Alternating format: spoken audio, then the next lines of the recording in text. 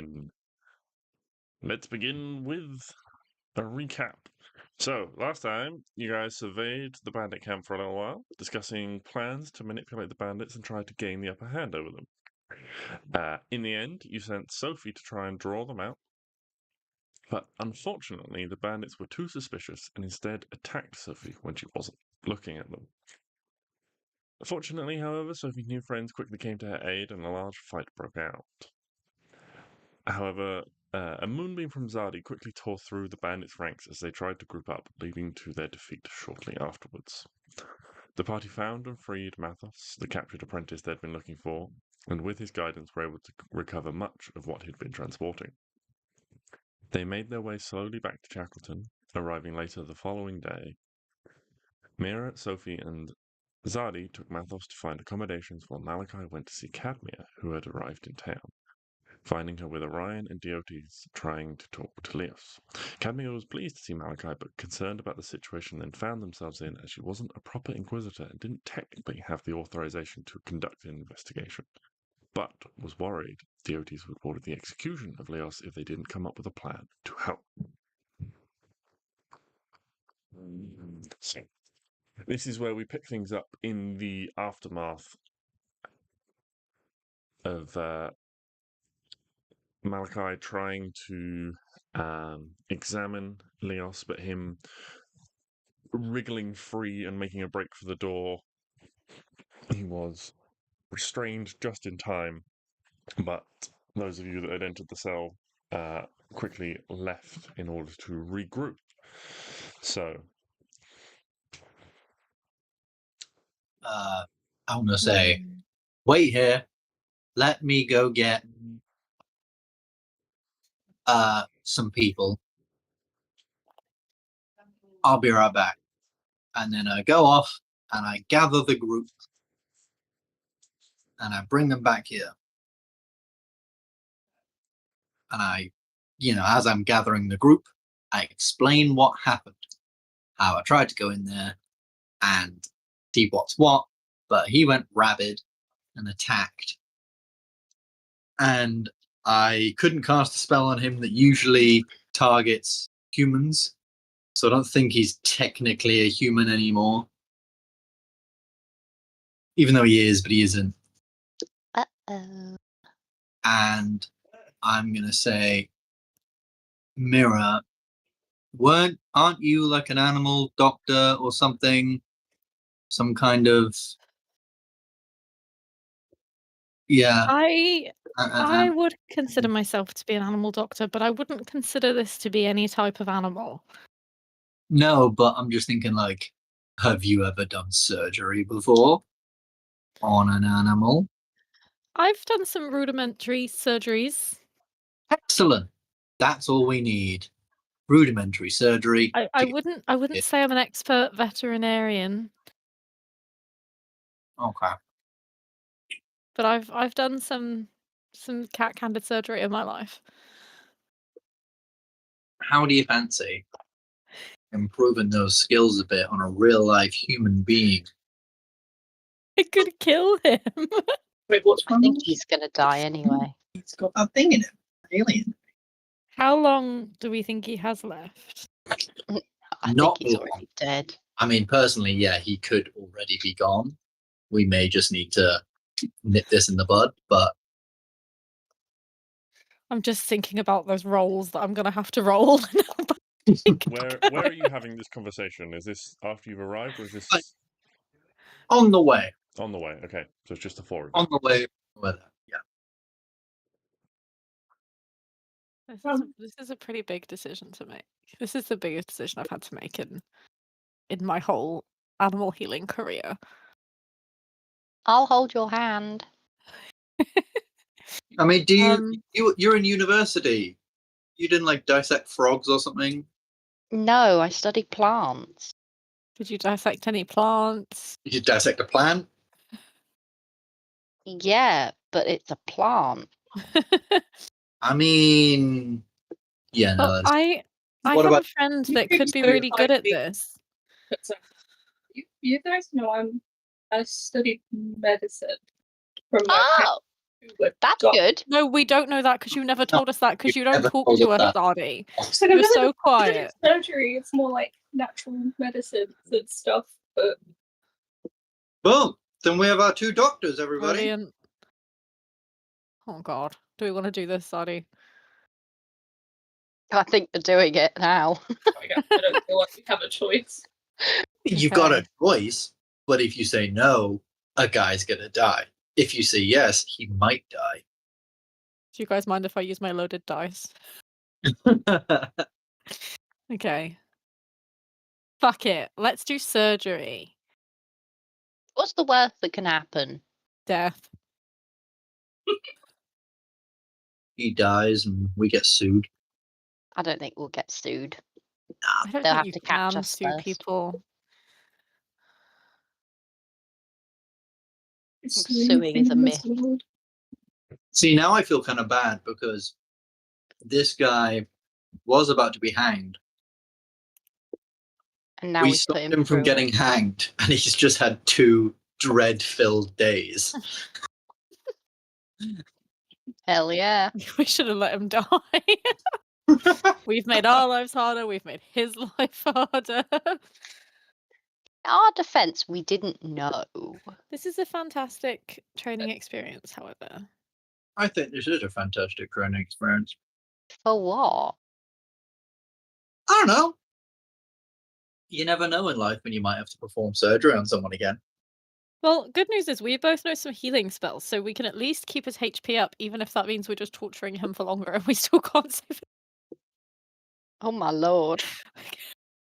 Obviously, You're not we would allowed get his to HP up in an die. attempt to save him, but if the surgery keeps going wrong.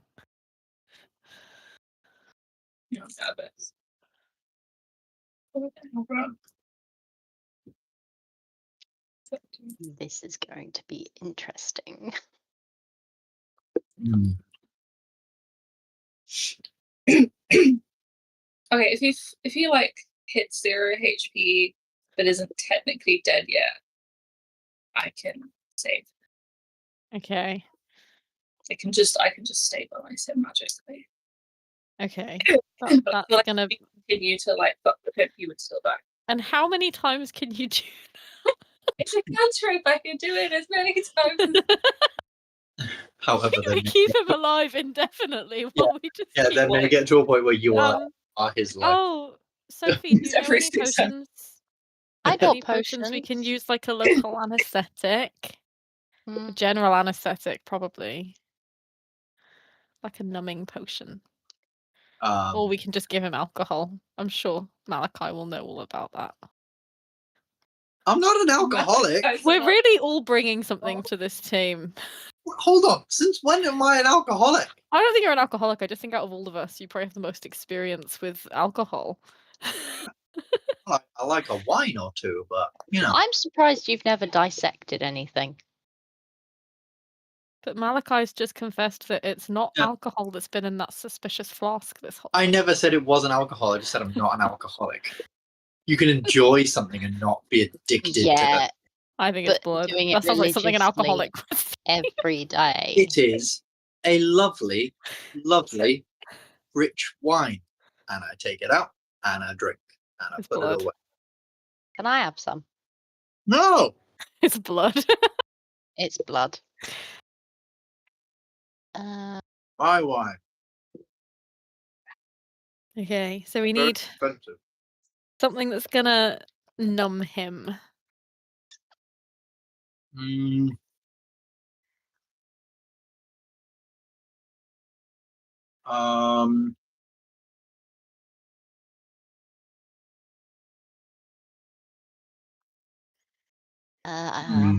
I can blind him. I can make him inspired. I can numb his soul with stories about the inescapable existence and persistence of life. Yeah, that'll do. Do that one. If Sophie doesn't have anything, do you think we could find someone who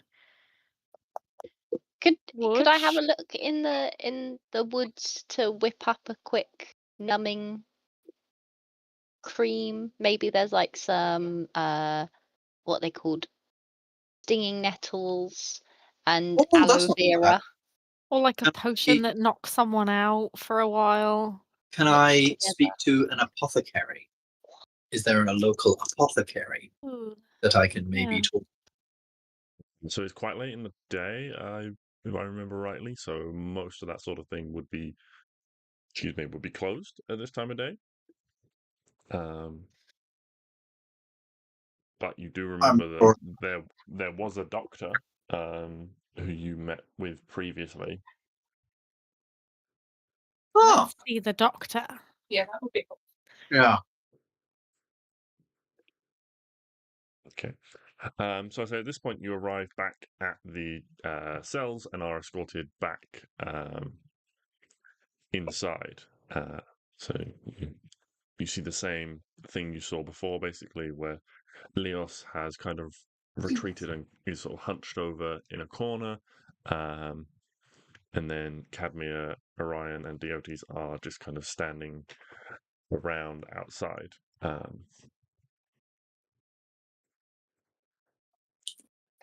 Yeah, Cadmia looks up towards all of you as you enter and kind of takes a step towards you. It's like, Malachi, and hello everyone. And then she just kind of gives you a look that seems to suggest, what's the plan? But she doesn't want to appear like she doesn't know what she's doing. So as far as I see it, this is the plan. We need to find the local doctor. And we need to perform a surgery to cut out the thing that's inside them. See if we can cut it out of them and see if that has some kind of healing effect on the individual. It seems like these aliens, or whatever the hell they are these creatures, should I say, are, we fought some on a ship, and there might be more of them, so no, I guess we could say this guy's a pretty good experiment. Not calling him an experiment, life is precious, yada, yada, yada. But it would be probably... Yada, yada, yada really have us have the point of life is precious. Yeah, but it would be pretty useful to know sort of a bit more about these things. So yes, some surgery might be good to see if we can cut this thing out and see if that helps the infected individual. We hear you have a town doctor. If not, I have two very wonderful and very experienced doctors with me right here. Specialists in this sort of thing, as it were. And the local apothecary, if we could get that open to ask them about some numbing things, that would be good.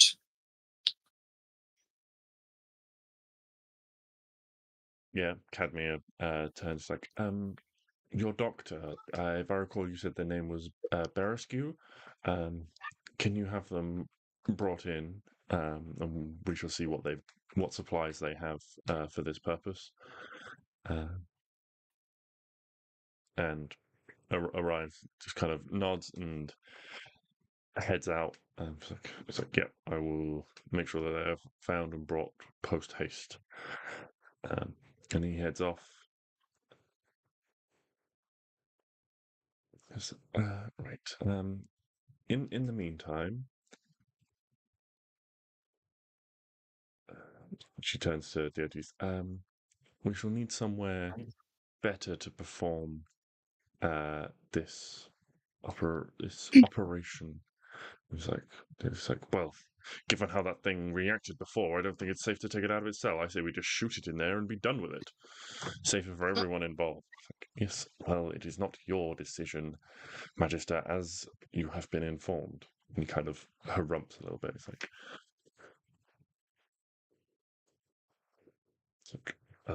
well, I guess the doctors itself, I suppose. It's like, okay, well, while Orion fetches Berescu, we shall have to transport Leos to the doctor's surgery.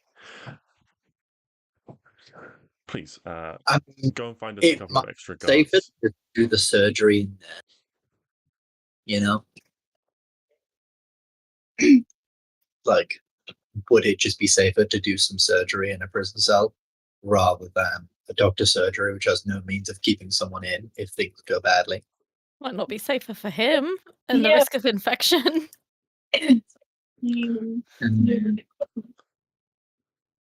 Yeah, that's a good point, actually. Couldn't we just restrain him? You could use unseen servant to restrain him. Ooh, I think, if I remember, I'll hold him that down. only has like 2 strength. Yeah. Unseen Servant, I don't Nah. believe, can take sort of the equivalent of combat actions, which is what restraining someone would entail. I'll sit on him. Oh God.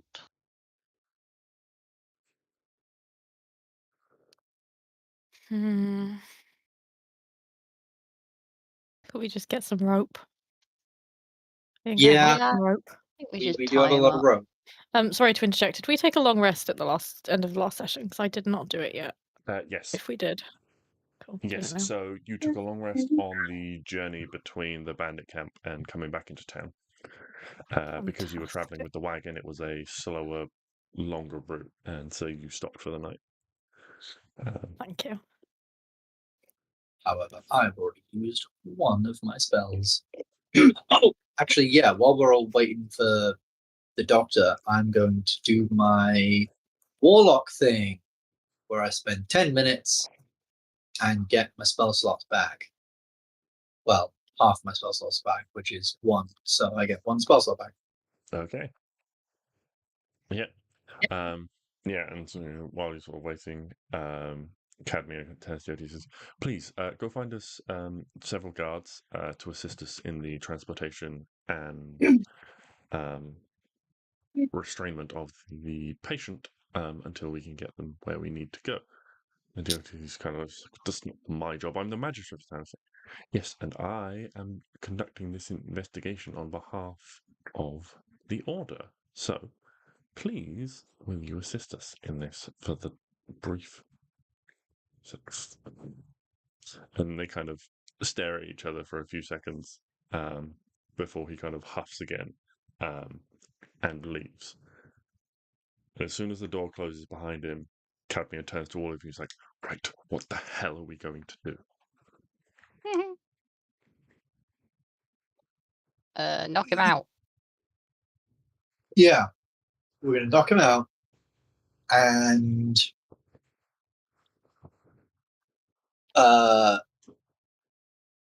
transport him to the doctors, restrain him.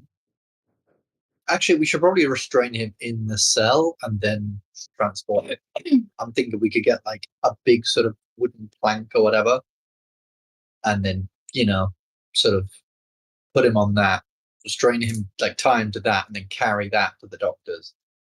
You mean a So that- stretcher? Yeah, basically like a stretch. Wooden. We need some antiseptic so I he was doesn't just get an thinking, like, infection. tabletop. I've got healing things. Good. We're gonna give him surgery and then give him a good berry. Hell yes. Good berries. Is there something we can do with that? Like, It's like when you go to the NHS and they give you like a cheese sandwich, but instead it's a good berry. I was thinking, like when you go to your GP for like a migraine, they just give you some paracetamol, like some basic over-the-counter paracetamol.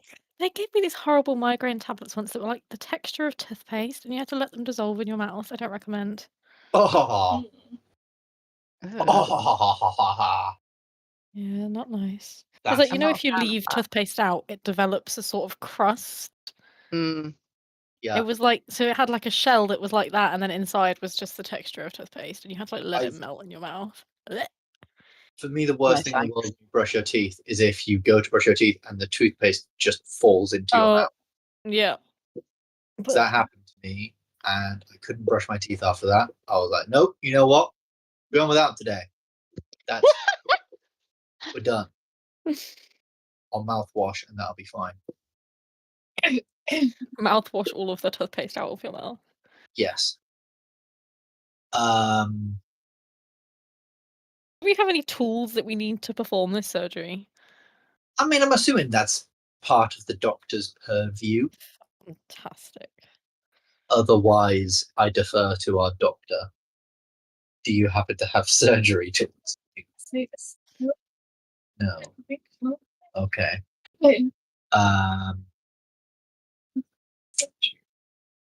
Well, I mean, I'm sure it's blades, which I've seen that we have.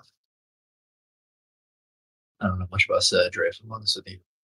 We need like a scalpel and then something with which to grasp the alien and pull it out. I have hands I can grasp. But we can't be unsanitary. We need like a sterilized instrument. Well, we can use the unseen servant. Do I have? Do you think he's sterile? Do you consider the unseen servant to be sterilized? Yeah, he'll be fine. Maybe. There's a reason he's unseen. He's not. He is Mr. Clean. He is. He has big gloves on. He's just a big germ monster. That's Da, why. da, da. So, 10 or so minutes go by. Malachi's recovering his spell slot. A couple of guards come in during that time. And Cadmia kind of just explains to them what's going to happen. Right, so we need to transfer the Leos here to the doctors, and we need to restrain him for that, so we can try to remove whatever is caused this, and she just kind of gestures vaguely at him.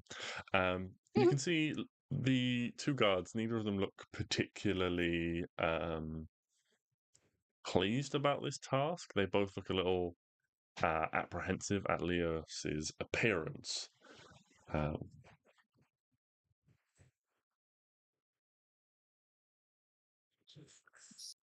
One of them is this kind of younger, probably very late teens.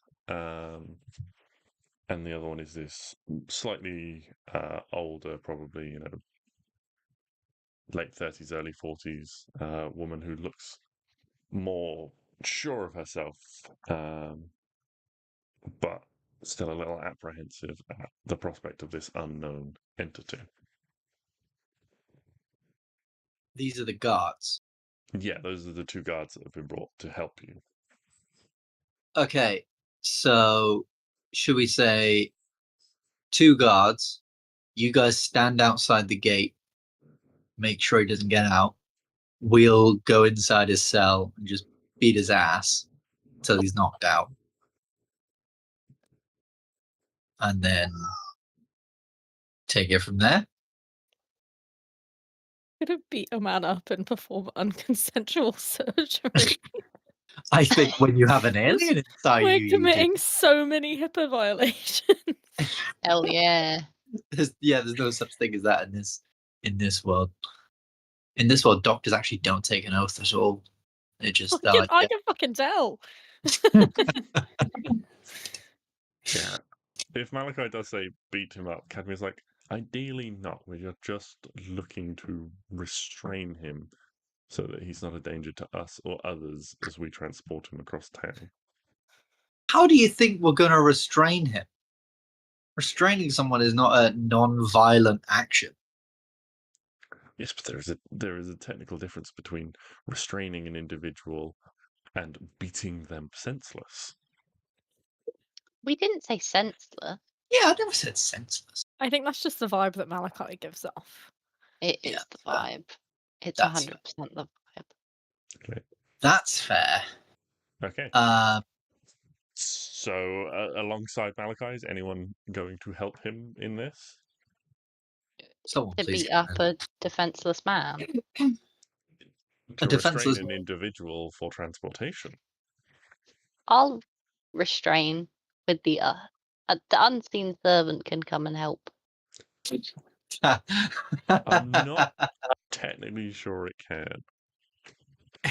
I don't think Why? it can attack. However, Unseen They not? servant. It has a strength of -4. Oh, it can't attack. You're right.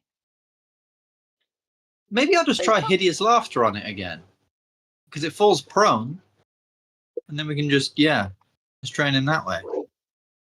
If that's what you want to try. I'll give the old college try. Okay. What's the worst enough that to can make him happen? laugh the first time, and now you're gonna make him laugh and then perform unconsensual surgery. Oh Yes. yeah, we are. Because I'm a good man. Okay. So, the cell is unlocked, and Malachi, you can attempt to cast your spell if you like. Hideous laughter, wisdom save, 14. Wisdom 14. Fucking do it. That is a failure. So Ah. you watch as Leos drops to the ground, and it is this kind of inhuman sort of gurgling, cackling noise that issues from him as it does so, giving you an opportunity to rush in and try to restrain him. Great. I will say the guards, if you're going to do this, the guards do provide you with some manacles and things like that they would ordinarily use for restraining people. Fantastic. Then I run in while he's prone and I think incapacitated. Prone and incapacitated conditions for the duration. Run in, take some manacles off him. On him. Yeah. So if he's incapacitated, then no roll required. You can just do that as an action. Is there anything else you want to attempt to do, or anyone else wants to attempt to do to add to this? Guidance. He's not making a roll because he's incapacitated. It's if there's any additional things you want to add. You mentioned rope and things like that. Oh yeah, I'll tie him up. Can someone get the rope tie his ready. feet and tie around his body? I think we Yeah. need 2 bits of rope, one around his legs and feet, and then one around his sort of main body. So his hands are bound, his body is bound, and his legs are bound. And then he'll be safe transportation. I'll do his legs. Okay. Can you make me a sleight of hand check for rope tying? Did you say rope tying or rope time? Rope tying. Rope time. Rope time. I'm clicking things in my character sheet and they are popping up. 18. Oh, okay. It's charging. Yeah. You feel confident that you've done a good job of tying him up. I have. Self on the back.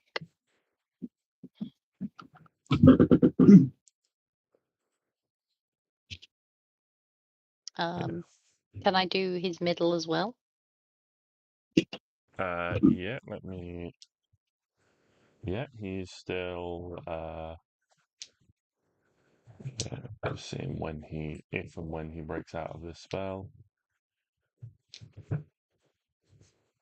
Yeah. So, make another sleight of hand check for me.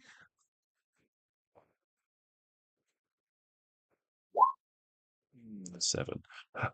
So it is probably about the time that you're in the middle of trying to tie up his arms and torso that he saves out of the hideous laughter and begins to thrash around trying to throw you off. And you have to kind of quickly just finish the little bit you're doing and kind of back away.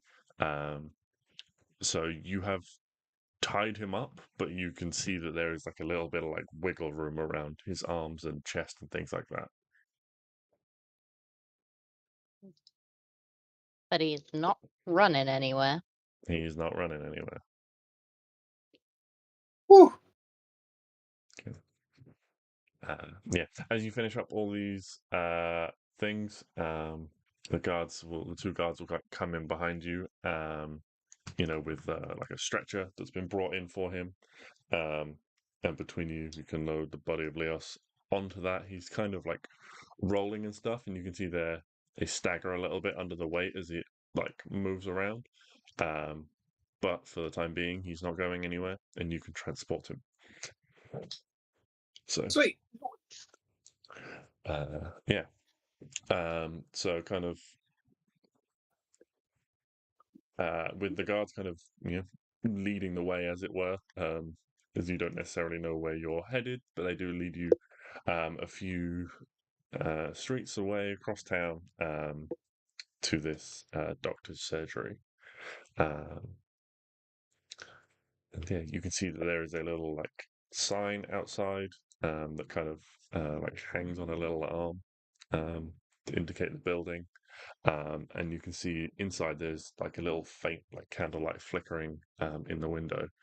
As you make your way inside, you can see that Orion and Berescu are there. Orion being this Goliath and Berescu being this dwarven doctor.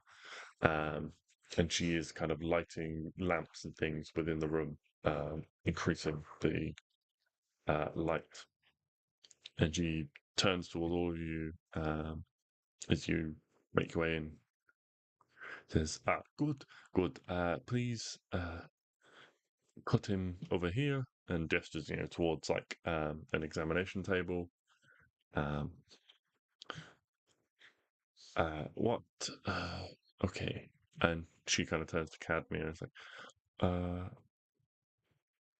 and not knowing that, knowing that she belongs to the order, but not actually knowing that she's not technically an inquisitor, she does turn to Cadmia and say, Inquisitor, what is the plan? What is the process? What am I supposed to do? And Cadmia just says, well, the best plan we have at the moment is to try to surgically remove the infecting entity, given our history with what we believe this is, and she kind of gestures to all of you, and what we encountered on the journey here. We believe there is some kind of creature that has inhabited his body somehow and taken it over. And the best course of action that we've got, with the limited magical potential, is to try to surgically remove it. Barry's like, right, okay. If I remember rightly, he had a kind of a bruise on his side. That might be the best place to begin. It's like, okay, we will need to. She kind of turns around and starts rummaging through some like pots and things. And Sophie, you recognize a lot of the labels on the stuff that kind of she's quickly like pulling out and putting back as she's looking for stuff. And eventually she pulls out this kind of slightly sort of creamy orange tinted liquid. She's like, okay, we need to get him to swallow some of this. This will render him unconscious for a time, but not too much. Otherwise, it will he will be in danger of dying from it. Mm.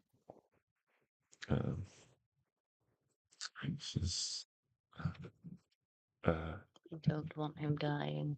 No. Yeah, Cadmia kind of turns to the lot of you. He's like, this is not within my skill set, but you note there is a slight note in her voice, but it's like, I can authorize you to help Berescu on behalf of the Precept's order in this matter. Is there any amongst you who would be able to assist the doctor? I point towards our 2 resident doctors. Okay. Who would like to assist? Well, if Zadi studied medicine, I feel confident that she knows the right dose to give someone. You would think. Sardi may. Chantal. It's all right. I'm not expecting you to know something like that. It's just a case of who's going to be the primary source of help within You could this level. I'm willing to make some incisions. I've done that before. I just think I need to be under some dutiful instruction. So what you're saying there is you've stabbed things. Well, I've done surgery, but on animals. It's not the same. I don't know human medicine. If you Humans wanted are me to hard. sedate a dog, I could give them the right amount of whatever. I mean, a human's not just really big dogs. Yeah, but they're so big that I've never needed to know the concentration before. That's You just work out how many dogs he is, like in size, and just times the dosage. Well, normally, How right, many I'm quite dogs good at go into a estimating weight. human? So I can pick a dog up or an animal, I can pick it up and then I know. I can tell what it weighs, but I can't pick this man up. yeah, I suppose after Neither you can can't pick him up, he could be any weight. What if you're Yeah. working with like a bear? Bunny, I pick a bunny up and I go, okay, that's 2-kilogram bunny. Impressive. Thank you. That is actually quite an impressive skill. We may need that skill. So if we ever need a trick distract people in a market or something. Hey, I can tell you how much your dog weighs. You pick it up and goes, yes, kilogram dog. They drop it and go, well, how do we prove this? Do your weighing scales? So do you not know the weight of your own? Your dog is 3.5 kilograms. I mean, if there's a guess the weight of the cake stall, you're golden. You attend any village fetes. That fruitcake is going to be is absolutely going to be yours. Yeah, they let you actually lift it. But yeah. So. Yeah, Burris, you will take a minute to consult with you, Zadi, and basically to keep you guys involved a little bit. You guys are going to be doing some of these roles and things like that.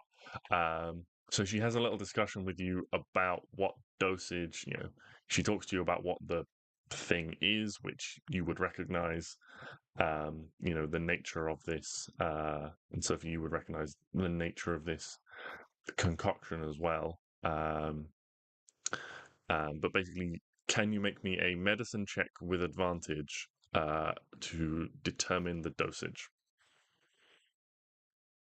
Me. Yeah. How should you do advantage?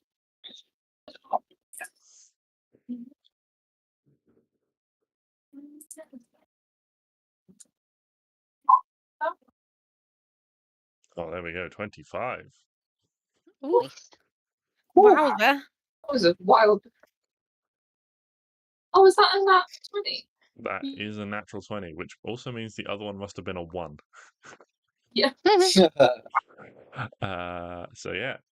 So Nice. between the two of you, you comfortably kind of get this down, and between Malachi, Orion, and the guards, you are able to pin his head in place and feed him this potion to sedate him. So it takes a couple of minutes to activate, but you see the sort of thrashing movements begin to slow down, and he slowly drifts into unconsciousness. Yeah.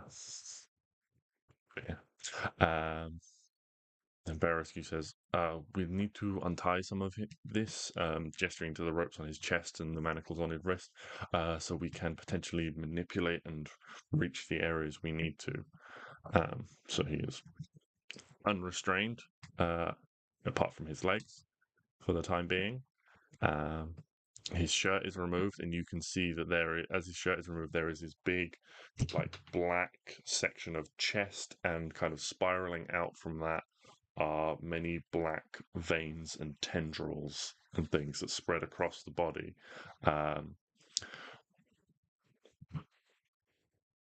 Anyone, Zadi and Mira, can you both make medicine checks for me? Or perception? Medicine or perception? Yeah, but medicine will have a lower DC.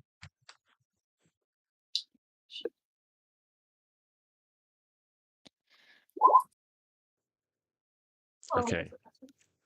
Yeah, so 20.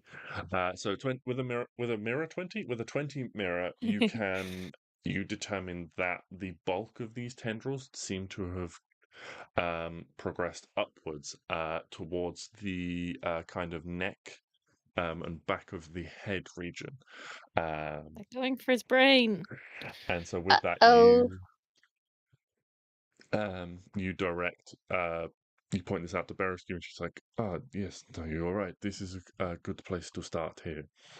And so Leos is turned over, and there is this positioned so that the initial incision can be made kind of on the back of kind of his head and neck area. So to try and keep everyone involved a little bit, she's like, this will be very bloody. Does anyone have any healing magic or experience with healing that they can use? Also me. Okay. A tiny bit. Zadi is going to be helping with the surgery. She's like, if I call for it, I will need you to sustain him a little bit. He will not be able to sustain blood loss for too long, but hopefully we can operate quickly.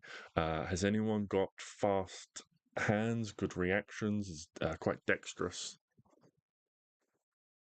I believe myself to be. I'm kind of dexterous.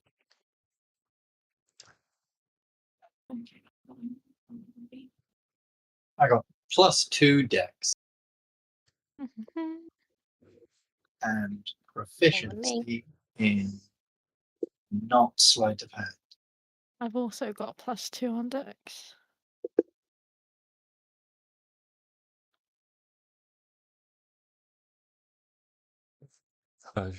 Berescu says, well, if you are going to be assisting with some magic, maybe Malachi, was it? Maybe you would be better at this. And she like basically hands you a load of like cloths and rags and things like that. It's like, we will need to try and keep the area clear so that Miss Zadi and I can see what we're doing.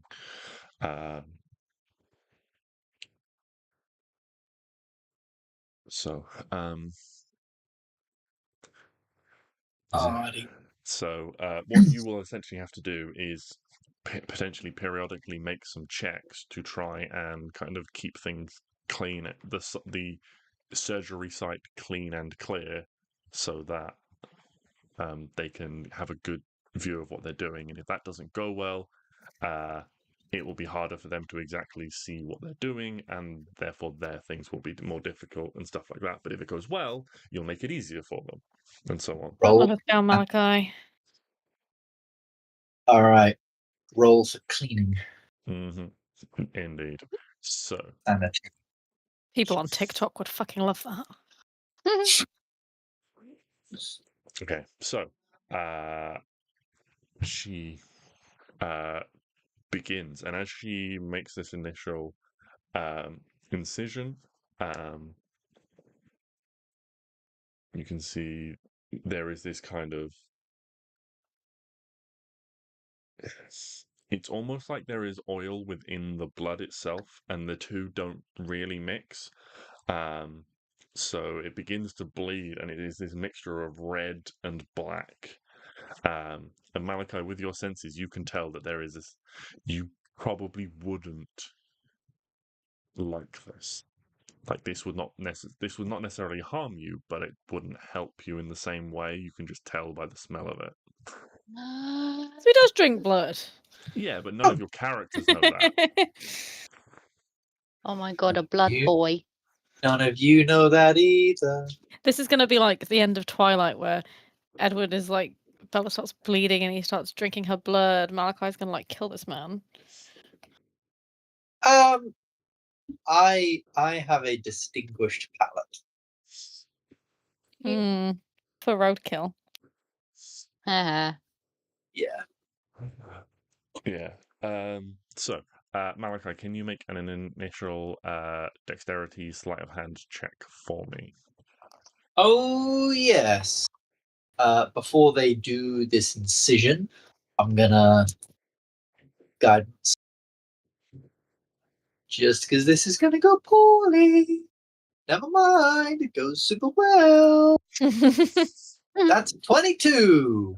22, so excellent. Yeah. You're very good at, just like keeping things clean and clear for them for the initial bit. Zadi, what you see as initially his skin is kind of opened up and peeled back is she digs deeper through some of the muscle. And she says to you, this is something has happened to his flesh. It is more resistant than a normal person. We shall need a bigger blade to get through. And she's kind of gestures, go to the drawer over there and get the. And she names, I don't know what surgery tools are called, but she names an implement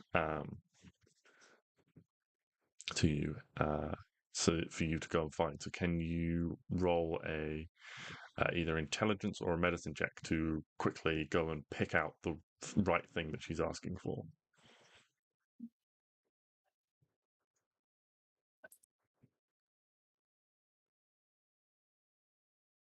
This is going really well so far. I hope it lasts.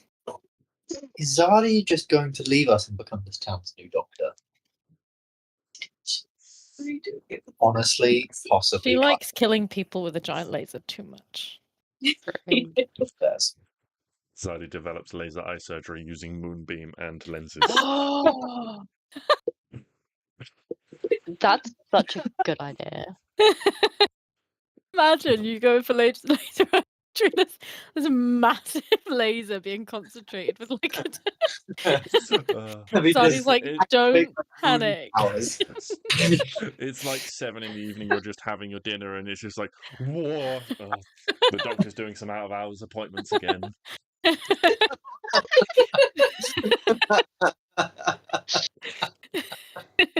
Zadi's like, it's okay. It's gonna look scary, but don't panic. Like, takes her hair clip out, summons light from the moon. Someone. The laser beam. Positions. Imagine you position like a tiny magnifying glass over their eye. Summon a massive laser. Yeah, the rest of them get absolutely like burned to shreds, but their eyes go down. Yeah, you have to have a new assistant every week. High risk position.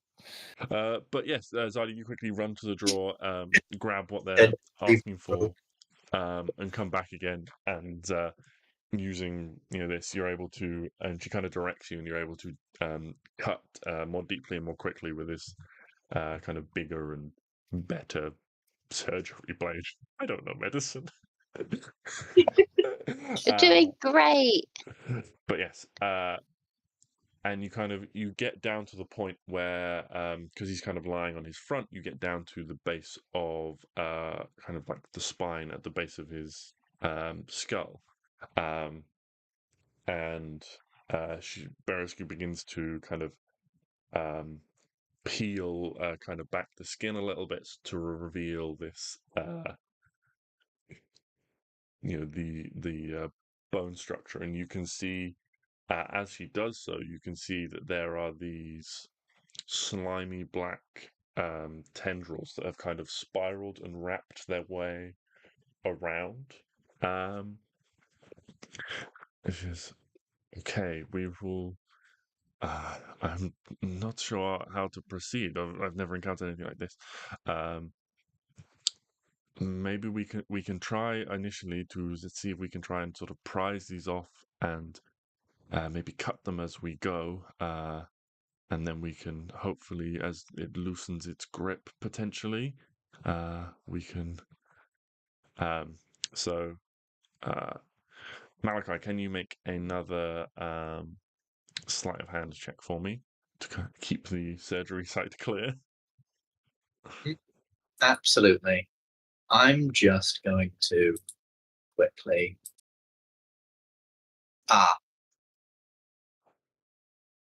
Okay.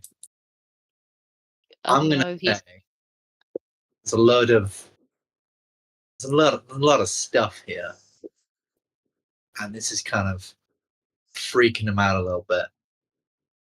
So I'm gonna do it. I'm gonna say that's a 4. Okay. Fuck out a little bit of it. Freaking out a little bit of. Is this like? Is he freaking out because of what he's doing, or because he's trying to restrain himself? Yeah. Okay, yeah. Colin. Okay. He's sweating. He's sweating. Okay. Yeah. So this doesn't go very well. So this is going to raise the DC for Zadi slightly. Guys, I have a crazy idea. Oh no. What if we adapt this laser eye surgery idea, right? And we concentrate a moonbeam to sort of try and kill and shrivel up this alien thing. I mean, I think that could work, but wouldn't we need like a lens to make it smaller? Well, that's what I'm thinking. I wonder if the doctor surgery has anything like that. Because surely they do some, like when you go to old-fashioned doctor surgeries and they have all these weird, like, big magnifying glass things. Yeah, the thing about Moonbeam is it's a 10-foot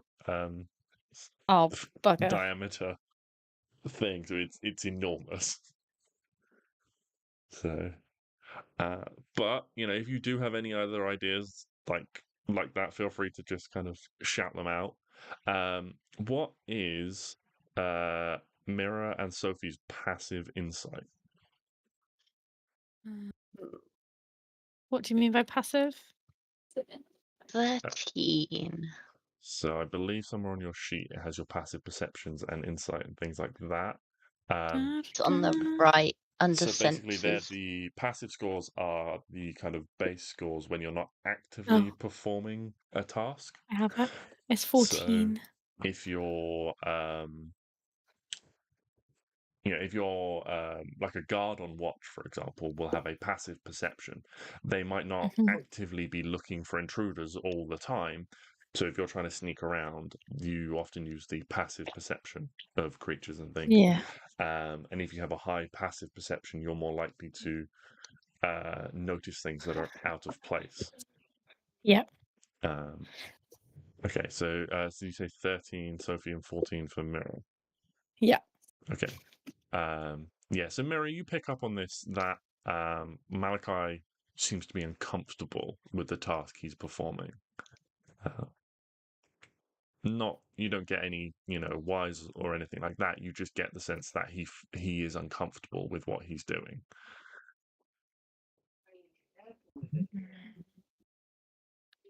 Which part of it is he uncomfortable with? Just get the sense that he's uncomfortable. No specifics. Malachi, would you like me to take over or clean up? You seem a little put off.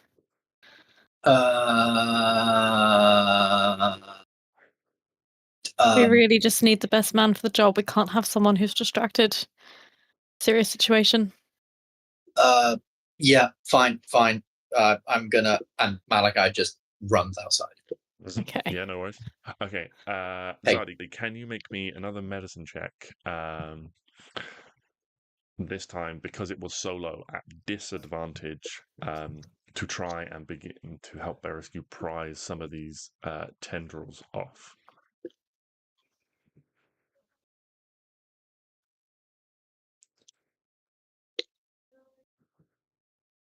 Sorry, what was that?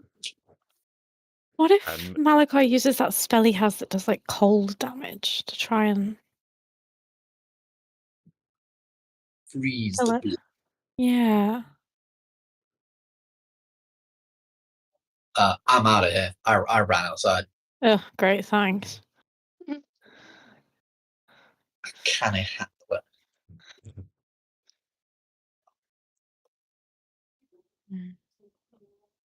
Wait, what were you doing? Medicine check at disadvantage, please. Oh. Or sleight of hand check, again at disadvantage, to try and cut precisely to try and lever these things off, Leos.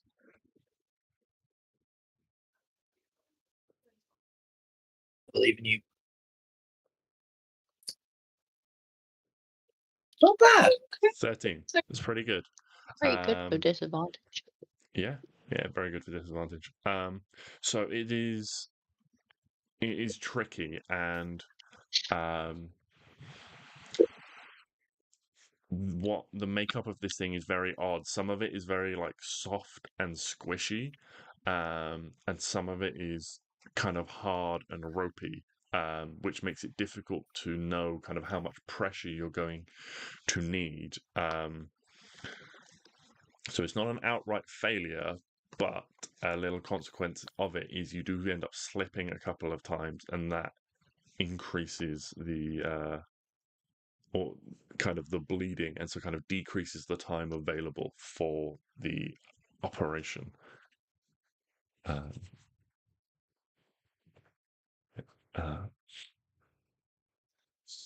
But you do make, between you and Berescu, you do make some progress, and you manage to kind of unwrap a few of these tendrils, kind of that are wrapped around kind of his spine, around his shoulder blade type sort of region, and begin making your way, kind of following its path higher.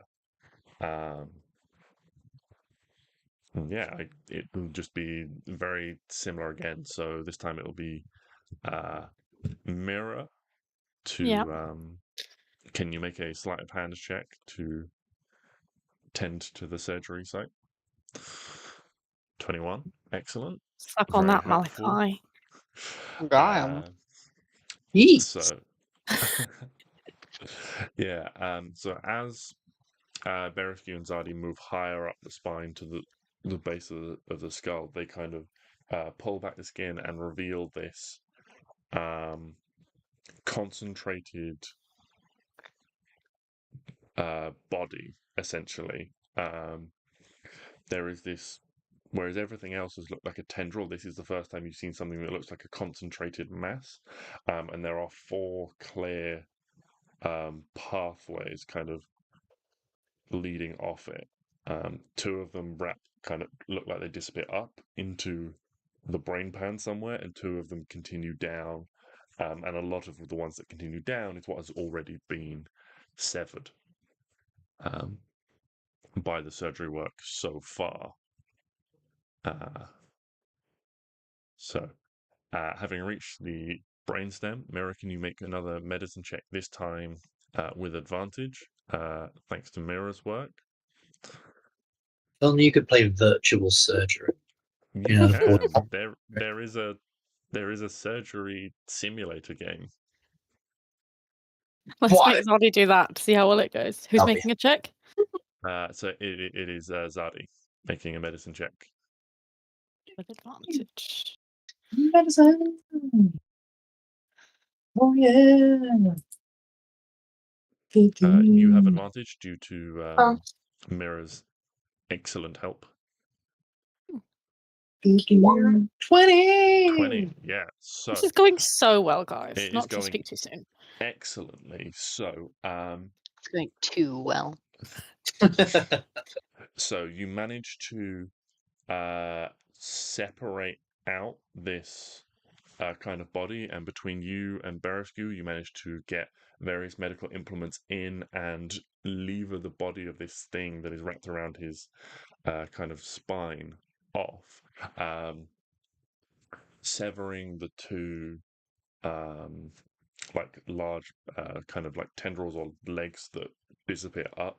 At which point, Berescu turns to you, Sophie, and goes, "I need an acid of some kind, Acid? something potent that is Yeah. going to cauterize and burn these. I am hopeful. I don't want to go too much higher and risk damaging the brain, but if you can mix up or find something that will be strong but not leave a residue that will reside within the body, then we can hopefully burn these tendrils, and so they will decay and give him a chance to recover. I'm not sure what position he'll be in, but I daren't risk going much deeper or higher. One, for the time, and two, because I do not wish to risk damaging the brain." I reveal a potion, a vial of acid. You just have a vial of acid? It's one of my quick brews. I have used a spell slot to make one. Okay, remind me what the function of that acid is. Like, mechanically, if you were to use that acid for in combat, what would it do? What would it do? Yeah. It would cauterize their wounds without doing any damage to them. Exactly. I know a lot of people Well, in it uni says who would have right loved to use a quick brew to make acid. I mean, probably it would burn things, but if Okay, you so use is it, that, so hold on, it says as the player as okay, per the right, player handbook. right. Okay, sorry, I forgot it wasn't. It's probably under equipment. So let's just have a quick look, see if I can find equipment in here. Here we go.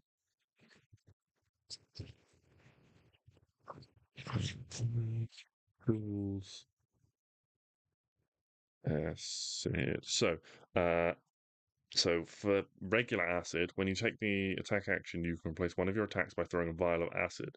Target one creature or object you can see within 20 feet of yourself. The target must make a dexterity saving throw or take 2d6 acid damage.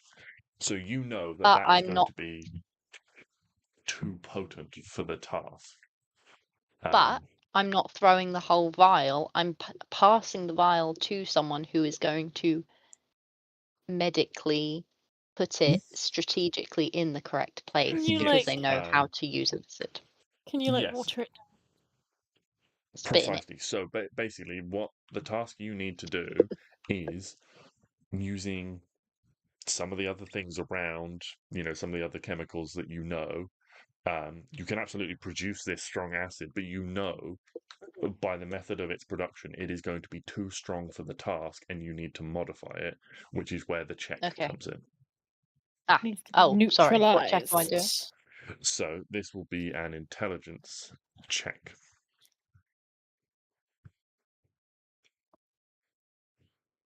Well, that sucks.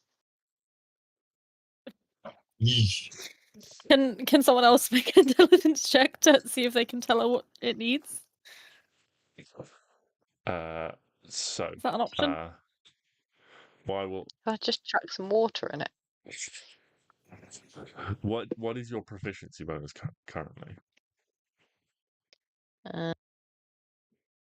2. 2. Okay, so it's an 11 because you've used your spellcasting ability to produce this acid, you can add your proficiency bonus to it. Nice. So you get an 11, which is not terrible, Good. but will not we'll leave it a little bit more in the hands of fate as to how Leos is afterwards. He'll be fine, probably, maybe. Possibly, maybe.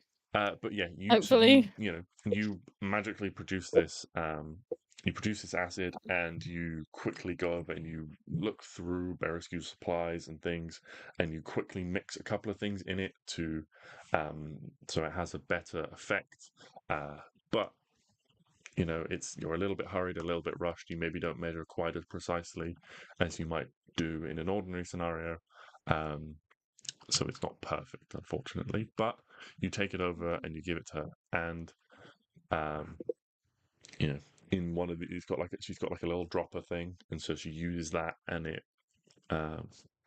begins to like hiss and sizzle on some of these like tendrils and things, and so then this body, this mass, is prized loose.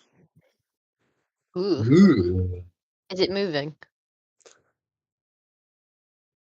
So you look at it to try and see whether it's moving, and as you have a look at it, it does begin to move. You see it begin to twitch, and it begins to just show the first signs of another thing growing from it.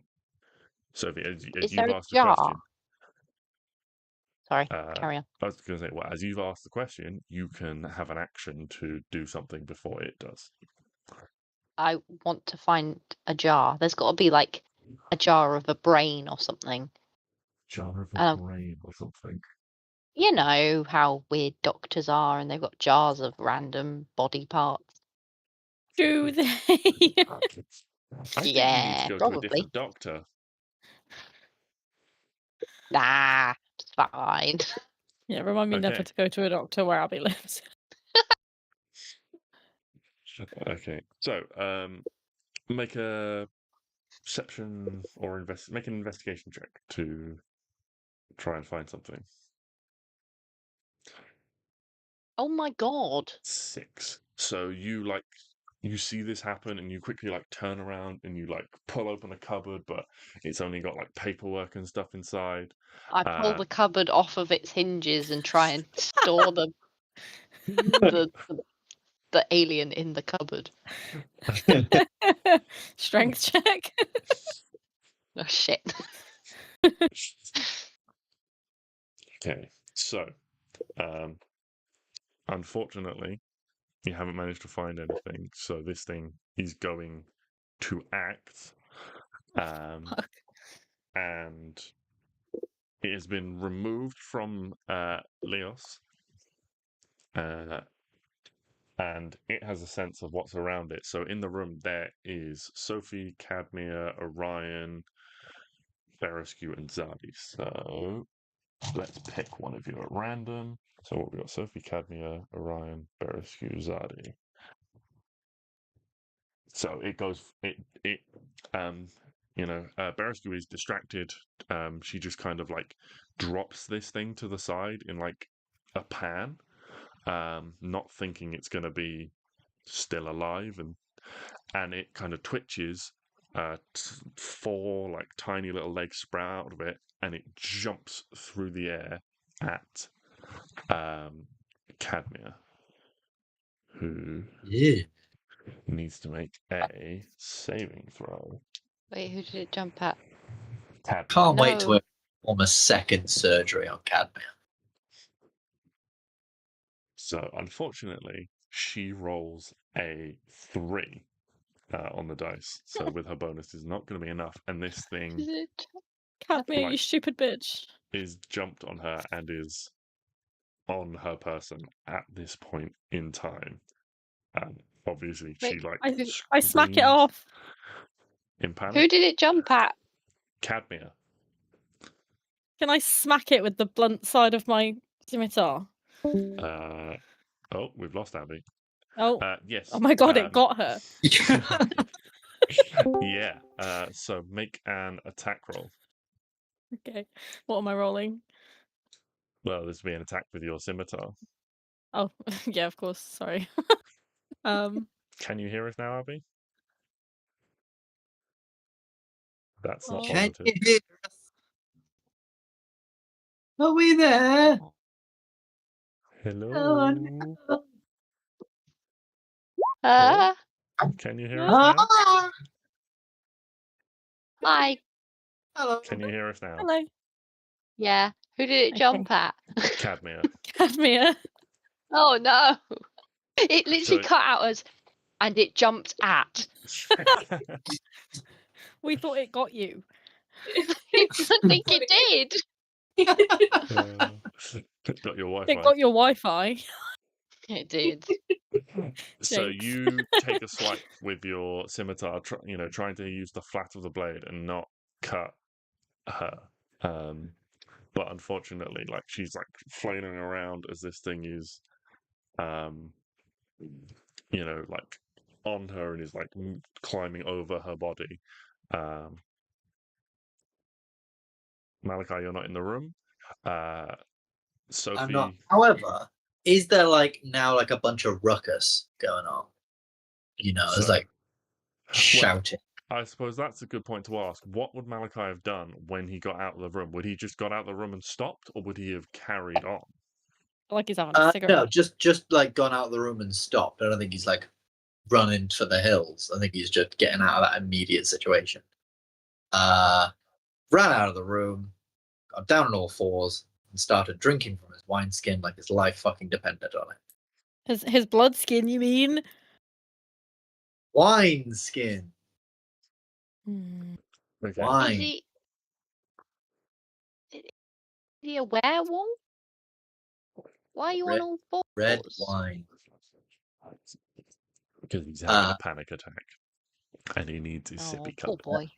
I knew But you yeah, were an alcoholic. If you're if dependent I- on it, then if you're an I've alcoholic. heard loads of stuff going on, like if I've heard it jumping out at people, would people be Okay. shouting? People- Yeah, because you made a wisdom saving throw before, make another wisdom saving throw just to see whether Malachi regains his composure and kind of his awareness of his surroundings, or whether it's just a case of kind of blood pumping in the ears and not really aware of what's going on.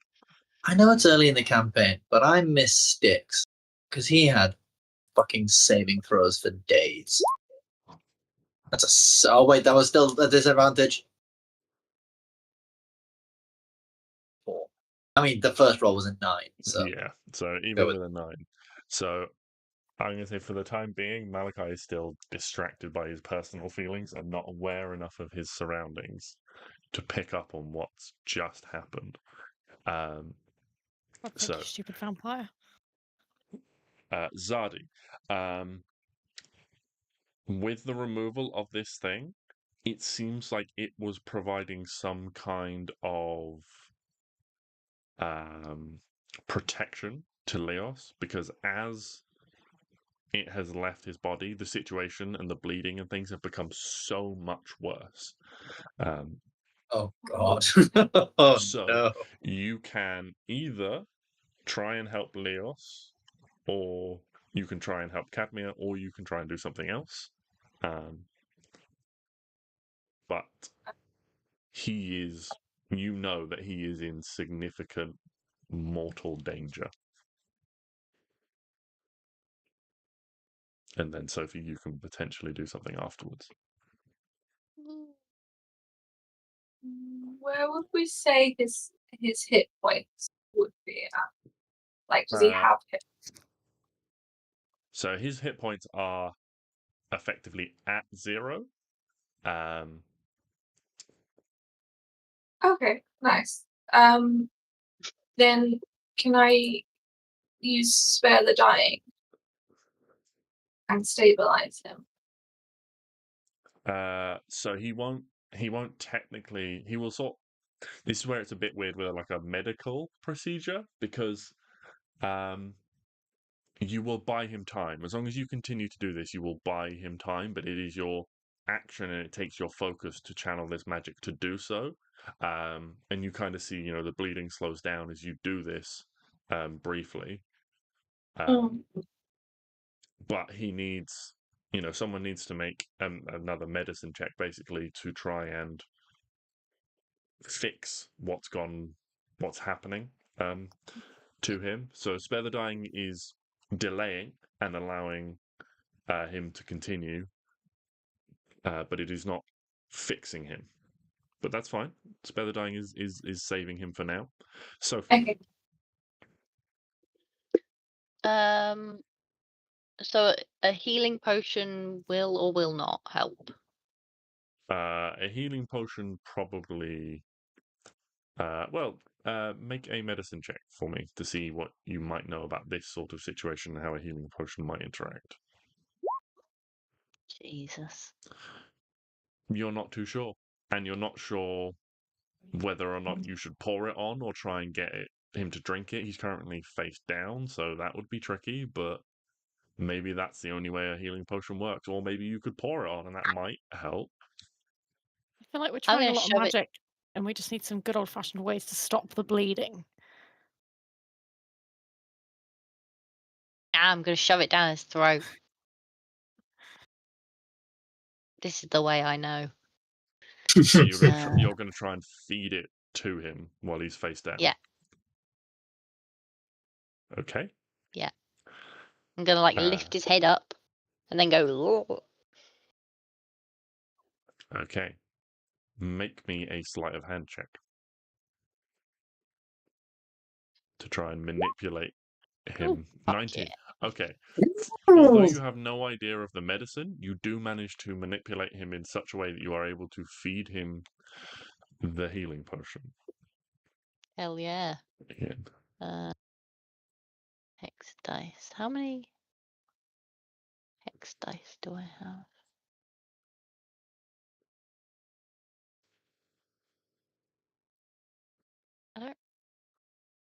I'm very confused. How many hex dice do I have? I believe that is something that the witches table has. Hold on. Give me 2 seconds. Okay. Well, so you manage to feed him his healing potion, and similar to Zadi, you see it has a slowing effect on his current condition, but it is not resolving the issue. It is kind of just keeping it drawn out.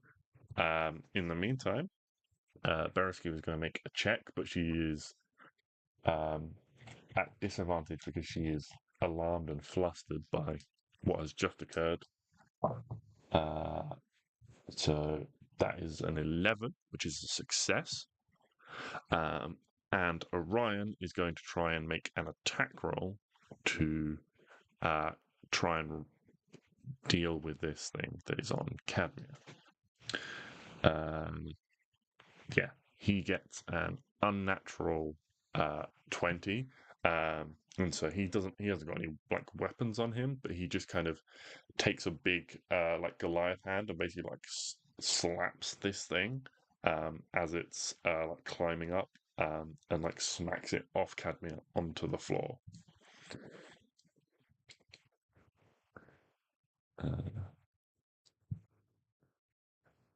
Malachi, you are outside.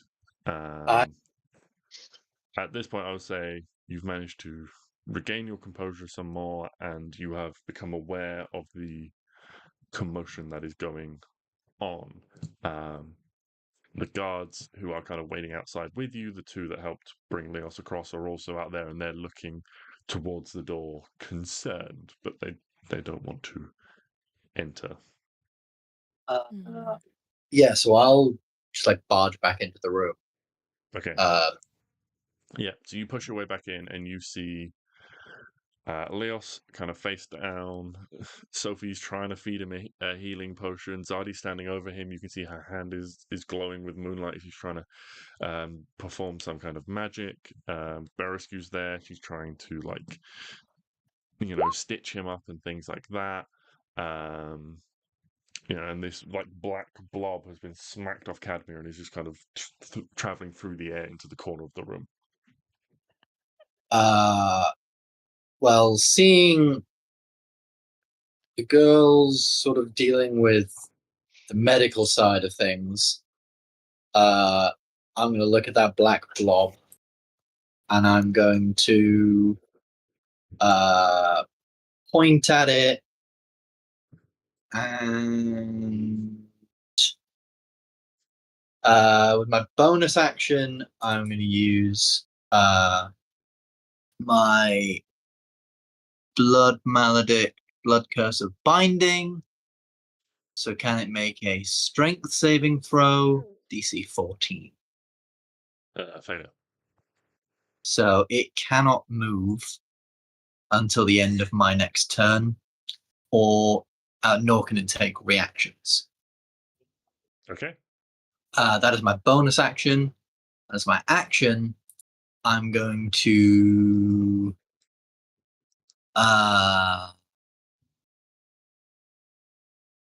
that's a very, very good question. What am I going to do with my bonus action? Is there anything I can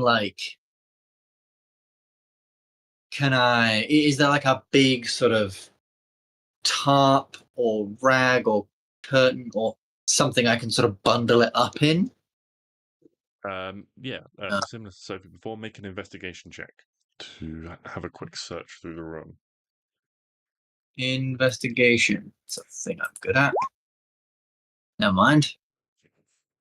9. Yeah, again, you dash over, you pull out a cupboard, and it's got some sort of medical equipment in it, but it's not what you're looking for at the moment. In which case, I'm just gonna say, fuck it, and I'm gonna point and shoot a. Fuck it. Let's do Sorcerer's Burst of cold damage. Kapow! Yeah, 25 hell hits. yeah. Oh yeah, that was a crit, wasn't it? No? Yes? I can't tell. No, it was a 19, not a 20 damage. 19. 7 damage. That's 7 cold damage. Okay, yeah, it takes 7 cold Oh. damage. Yeah. Zadi, what would you like to do? You can see Berescu has made some progress in trying to kind of stitch up and stem some of this bleeding. You can help her with another medicine check to try and speed up the process, or you can continue with Spare the Dying. You can cast another spell. You can try and attack the creature. I will do a medicine check to help. Okay. Make a medicine check. 15. Yeah, a success. So you manage to help and continue to stabilize Leos in this. To give you guys an idea, this is essentially you are making his death saves for him at this point. No. And he has 2 successes at this point. Berescu has made 1 and Zadi has made 1. Did I fail him? No, it's just the nature of his injury. The potion isn't really doing anything. Because he's in mid-surgery. That was a waste. Yeah, Oh, well. but, that's what the medicine check was for.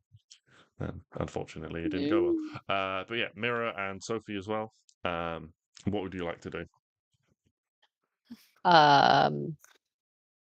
Well, I want to get the thing off of our friend. Yeah, it's been knocked off by Orion. He smacked it across the room. Sorry. Is there like a box I can put it in? Again, so that would be another investigation check to try and find something.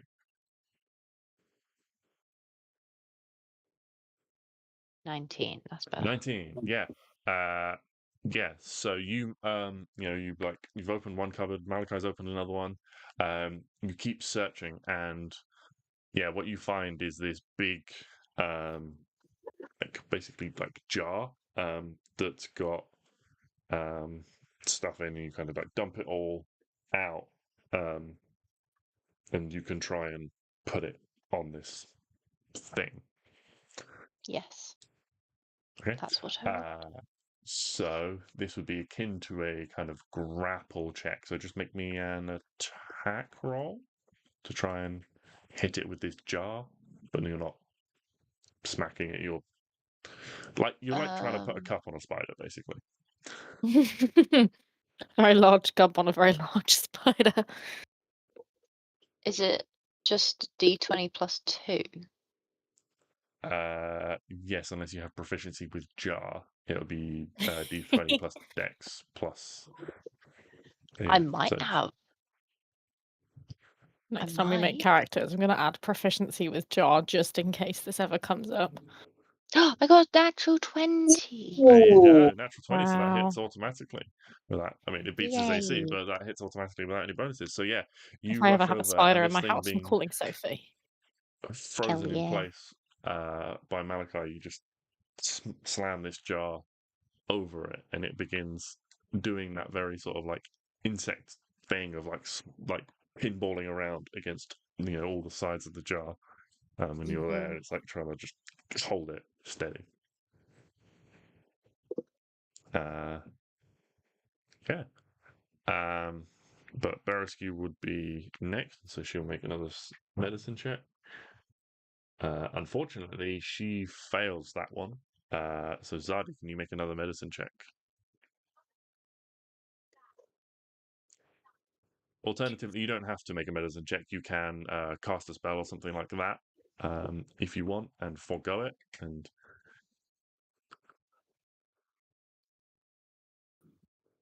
That I'm assuming that would help with the death save. it wouldn't, but it would essentially keep it going. If you didn't want to be the one to make it, essentially, or until someone else could potentially do something. It's okay. Might as well do it. Go for it. You got this, babe. 11. Good. 11 is just enough. So, Oh.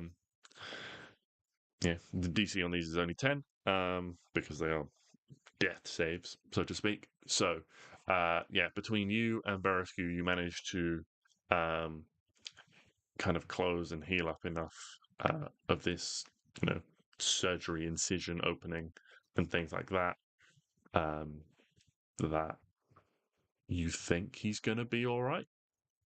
He's certainly not going to be. He's certainly not in danger of bleeding out anymore. And as you kind of manage to do this, everyone kind of a quiet falls over the room, except for the slight rattling and shuddering of the jar that Sophie is holding.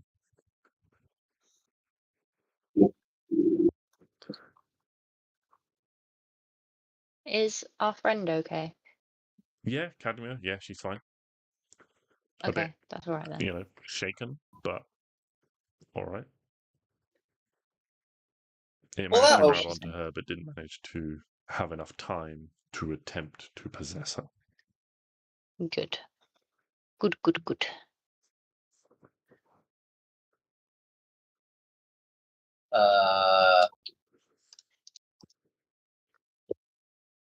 What are we gonna do with this thing? Well, I need to put a lid Burn on it. it. Can someone find the lid while I hold it? Yeah, I go looking around for a lid. Yeah. You're not in any hurry, so between you managed to find a way to seal the jar. Cool. Now we bury it in the desert.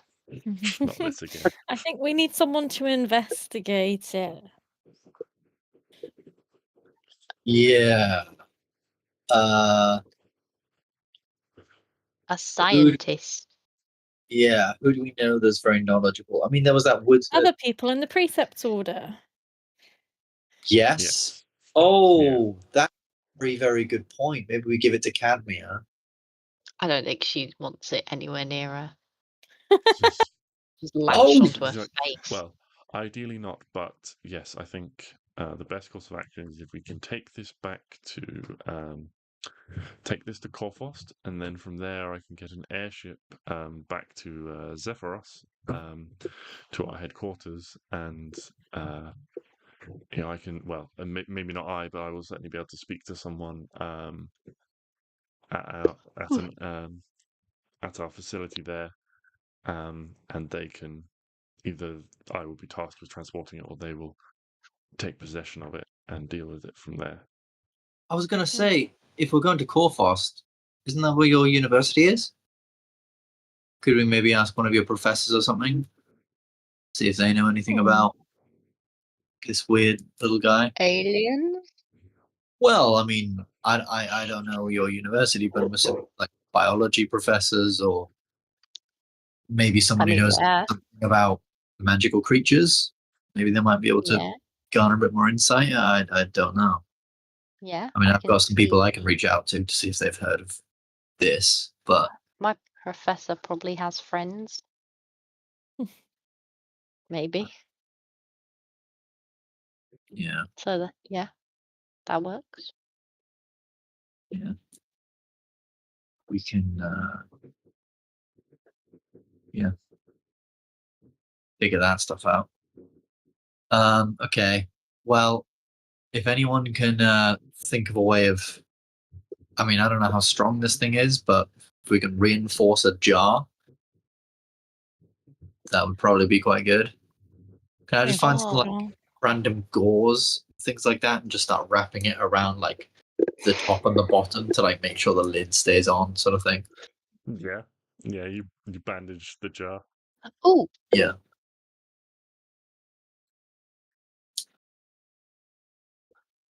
can I try to void glimpse the ugly alien? Yes. Remind me of the spell. Well, that's a good Right. idea. There you go. Because this is one of the Tales from the Valiant ones. Yes. Void.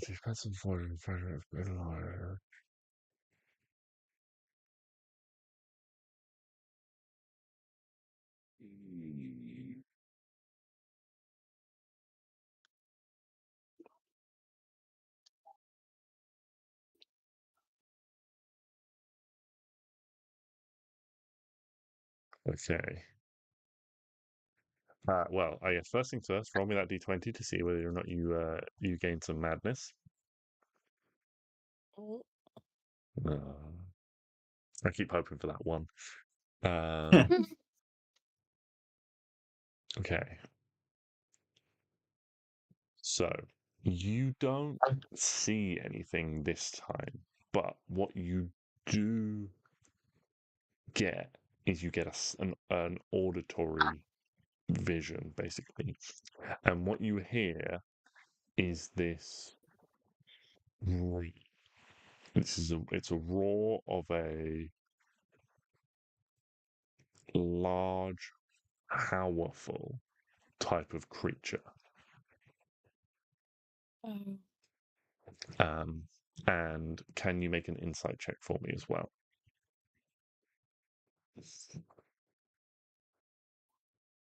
11. It is. You Ooh. don't get any further insight into this.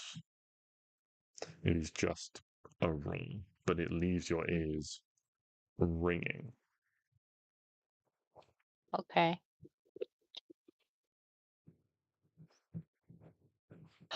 Well, I tell the others.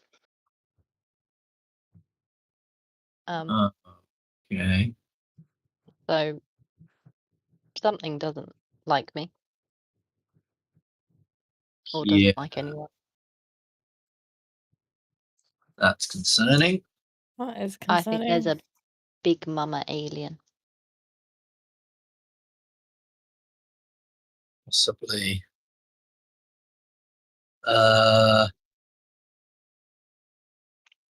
What kind of Okay. a roar? Like a dinosaur roar? Like a shout? Like a lion? Or just like a "Urgh"? Make a nature check for me.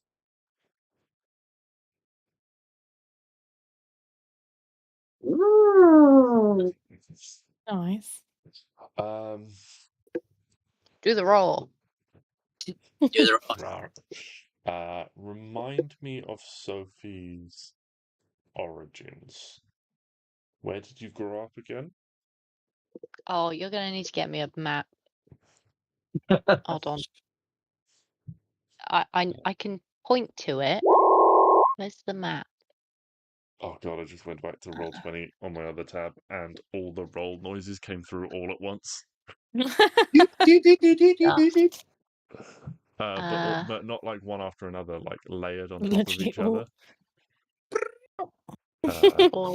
So, So it's how do I right that kind of here. Oh, hello there. okay, so Oh, you grew up maybe near there-ish. the capital of Pelagonia, Nucia. Yeah. So with a 24, you would have seen these creatures, not up close, potentially, because you didn't have a wealthy upbringing, but you might have seen them in the sky and things like that. So with a 24, you know this is a dragon roar. Oh, fuck. And in your other vision, you did see like a sort of alien world with a weird alien flying over. How So exciting. could it be reasonable to think it's that?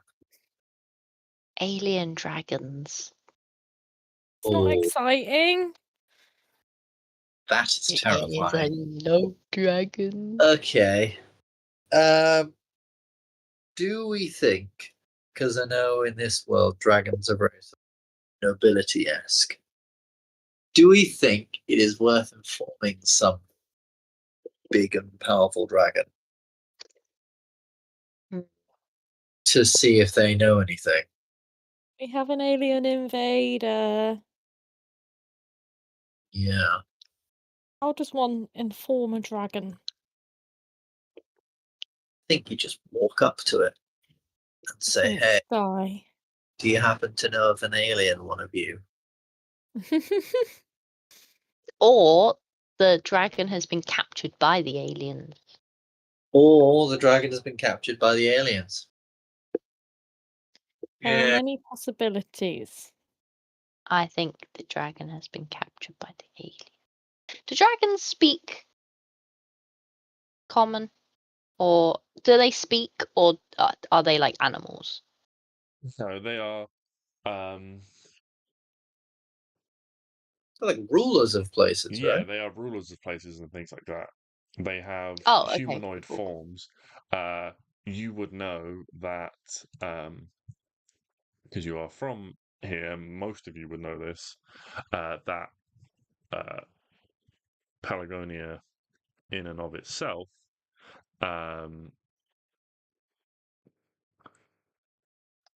is a country that is ruled by a giant and a dragon couple. It is King Garrus Florens and Queen Hypernia Shimmerwing. They are the only public relationship between dragons and giants. Oh, that's sweet. Every other country is generally more one-sided.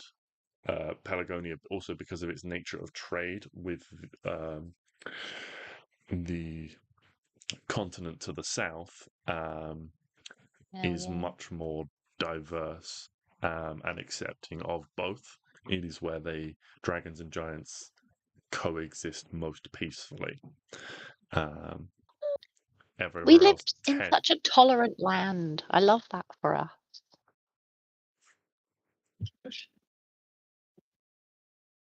Tolerant of everyone except Malachi and his weird drinking habits. Yeah, blood drinking habits. I just want to know what's in the thing. Well, he's I told honestly you it's don't wine. want to know. He's what? Fine. He's told you it's wine. Yeah, Red but I wine. want to taste it. Yeah. Well, that may be something you can attempt to do. Yeah, so that is what you learn. know that there was an emotion behind the roar, but with your insight roll, you're not able to determine what emotion that was. There's an emotional dragon somewhere having emotions. Oh god, not emotions. I know. They're the worst. I know. Okay. Well, right now it seems like this guy is okay. He will be okay. I'm assuming the doctor can, close up and finish the set. Yeah, so he has been stabilized. She is doing things like applying, like disinfectant and bandages and good doctory stuff while this is happening. Cadmia is in discuss. Because all of that sort of vision and things you get, Sophie, is like very snapshot. It doesn't take a long time. You're not like out of it for a long time. No. It's very quick for you. So with that, just kind of making these plans. As you guys are potentially talking, Orion has come over and is talking to Cadmia about what she might need for transport and stuff like that.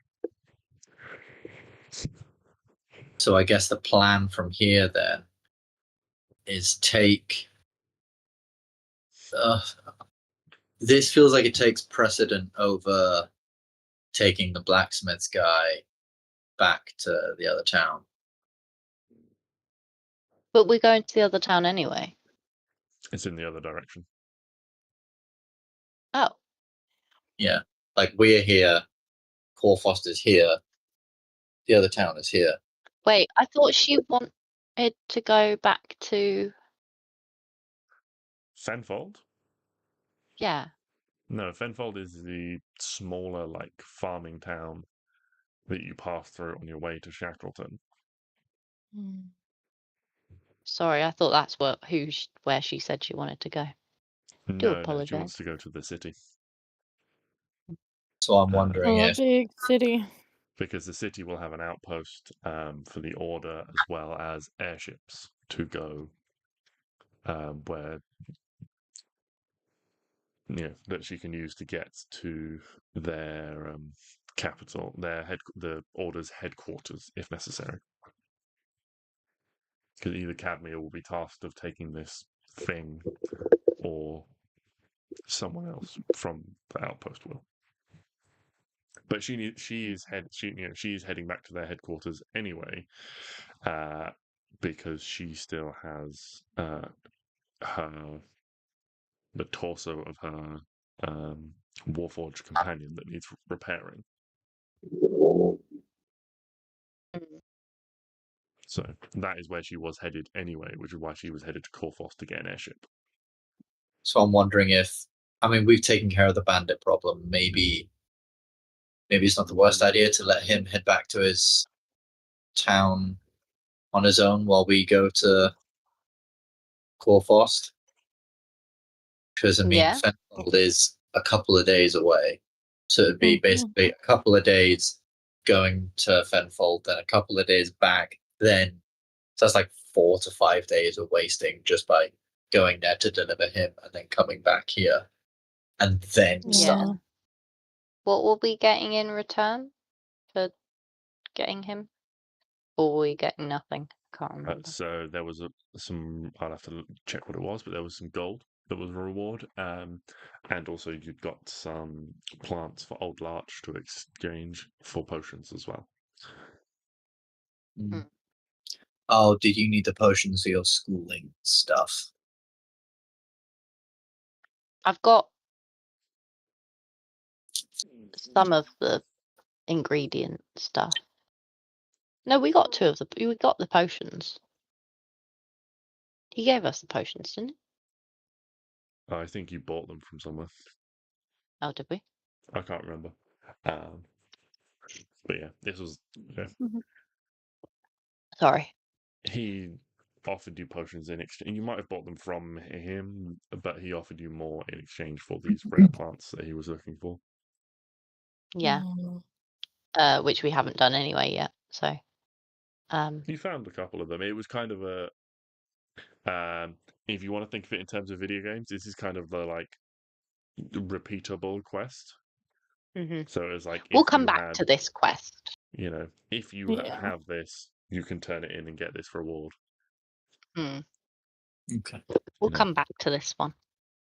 Yeah. So yeah, let him go on his merry little way. Yeah. All right. He'll probably be fine. Maybe for now we should, get some rest, and then in the morning head out. Okay. Yeah. Cool. So yeah, Orion will thank, all of you for your help, as well as Cadmia and things like that. And he says, "Well, really, appreciate what you've done. Regardless of anything that's gone on, it's clear there's something happening, and I'm glad we could at least save Leos from whatever fate. Berescu, what condition will he be in?" It's no way of knowing. We had to go quite up close to the brain, and we couldn't remove all of this where it kind of wrapped. So hopefully it will harmlessly, now that we've taken out the body, it will harmlessly fade from his system. But until he wakes up, we won't know what state he's in. It's like, okay, well, I'll leave some guards here to just keep an eye on him overnight, and he can stay here and rest. Check. Yes. If we can transfer him to a bed where he'll be comfortable. And, he says to you, it's like, well, again, we appreciate all your help, and we're glad the order was able to, we were able to help the order. I'm not sure what your plans are right now, but I think you've all deserved some rest. But if you're planning on leave, do come see me before you head out. Will do. Thank you. Cheers, mate. Go get rest. Yeah. And I'm Yeah. going to draw the thing in my book, this thing in the jar. I'm going to do it. So it looks very similar. Well, it looks near identical to the ones you've drawn previously from the ones you encountered on the ship. Oh, okay, cool. It is maybe a bit sort of, it's slightly different because they were very kind of uniform with these kind of small bodies and long legs and kind of this sort of like X pattern across them. Whereas this one is much more squat in the body, kind of like a well-fed sort of mosquito, and then it has very short legs at this point in time. Fed mosquito. Have you never seen that when Oh yeah. a mosquito has drunk and then it's been squished and it's just full of blood? Ew, I actually haven't seen that. Yuck. Yeah. Okay. So yeah, you can all head back to your accommodations that you guys arranged and take a long rest. Because we're all in separate rooms, who wants to take the little monster thing? Me. Cool. You know it. It's in my jar. Sophie, My you are jar now. responsible for the creature. Ooh, is that what we're calling it? The creature. Well, I have a name for Thing. it, but you would have no reason of knowing what the official name is, so you shall have to come up with some other way of referring to it for the time being. The creature. The Tentacalian. No, his name is the creature. All right, the creature. What happens when we encounter another creature? Well, that will be the other creature. Got me there. He is Goddamn. in a jar. Good stuff. And he goes to sleeps. Mm-hmm. Yeah. Until Malachi wakes up in the night and goes, tough. I'm definitely going to be doing a find familiar, just to keep an eye on the creature when I fall asleep. Okay, yeah. I can't remember. Did we name your familiar? Baby Scrumbles. Baby Scrumbles. Sorry. Yeah, that's fine. I just forgotten. So Baby Scrumbles is keeping watch, and we'll let you know if anything happens during the night. Malachi, you want to go out foraging again? Yes. Okay. So can you make me a survival check to try and find something?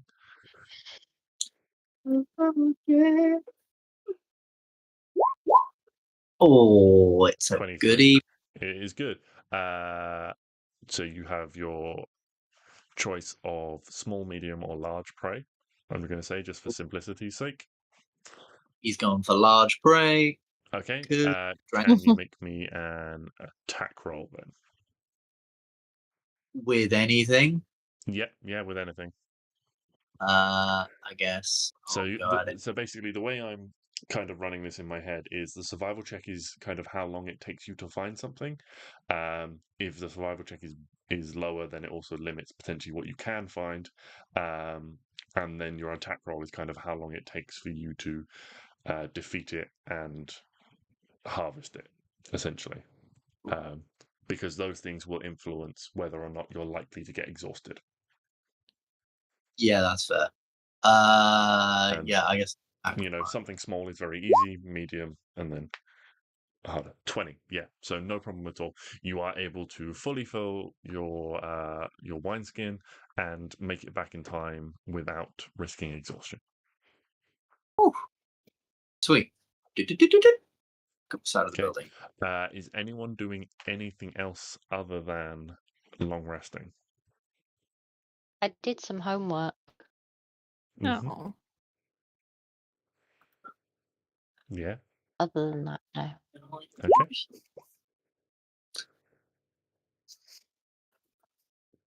All right. Well, the next day dawns. You're all awake, feeling rested and good about your accomplishments of the last couple of days. As you maybe head downstairs for breakfast, Mathos is there. Kind of excited about the day to come. I have a feeling we're going to end up going all over the land performing surgery on people who've been infected by aliens. Well, you guys are going to get some good practice in. If this does become something that we do, I will try to refine the process down to a few rolls rather than. Well, as we get better at it. Rather than an hour of role playing each time. But I thought for the first time, hopefully it was not too bad. It was really good fun. Yeah, so you head downstairs at various times for breakfast things. Mathos is there, enjoying the benefits of the accommodation that you've paid for. And I hand it over to you guys. What would you like to do with your day? We need to tell him that we're leaving. I was going to say, yeah, should we go speak to See him? if he's okay. I'll send him home.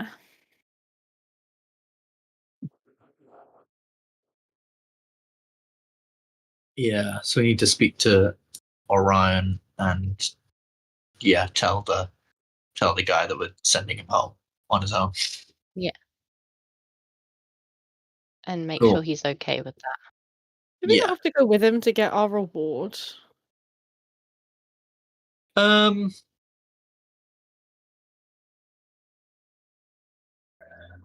Yeah, but it's Because fine. if we return the shipment and the apprentice, we get 75 gold. That is true, but then we lose like 5 days. 75 gold. We went to all this trouble. Yeah, we might as well. Yeah. Okay. I need to. JJ, where are we on the map right now? on the map right now. Let me pull up my map with all the place names on it. Well, that's the other thing. You don't really know exactly where you are. You only know that Corfost is the closest city and which direction you need to travel in. This is completely relatable to my real life because I also have no geographical knowledge. So this is where we want to go, correct? No, this is where you want to go. Oh shit. Wait, which one? This one. Oh, okay. That's how far you are from home when you're at university, Sophie. It's all right. Normally, it's I just miss an my airship mom. ride away. Oh yeah, okay, yeah, sorry. On the smaller map, it looks more. I see it. Yeah, Yeah, it just everything looks different. it does. On the big screen. Yeah, it's in relation to the other stuff. It looks a bit different when you compared to. In the big wide world. Mhm. Okay, so are we north, south, east, or west of here? You are southeast of there. So there is it's not on this big map because it's very not detailed. But in a roughly around here, there is a big mountain range that you guys were traveling over when the ship crashed, and you came down on the west side of the mountains. So we need Oh, So we need to travel over these mountains. No, you came down on the west side. So hold on. I will erase this later. Oh, but- yes, we're So southeast. there is a mountain range on the like west there's side. something Yeah. like that, and you guys have come down here. Why don't you put on the map? I could You know, do, the mini map. Yeah, I could do. I just need to add it.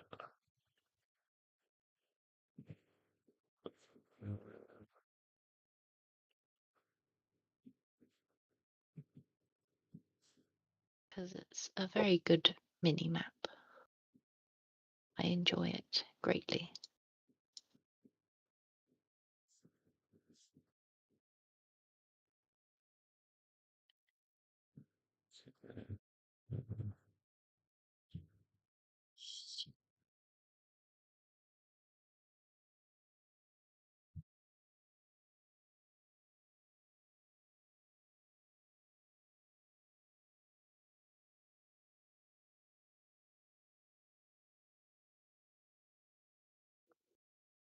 Where is this mini map? So I'm just adding it now. Oh.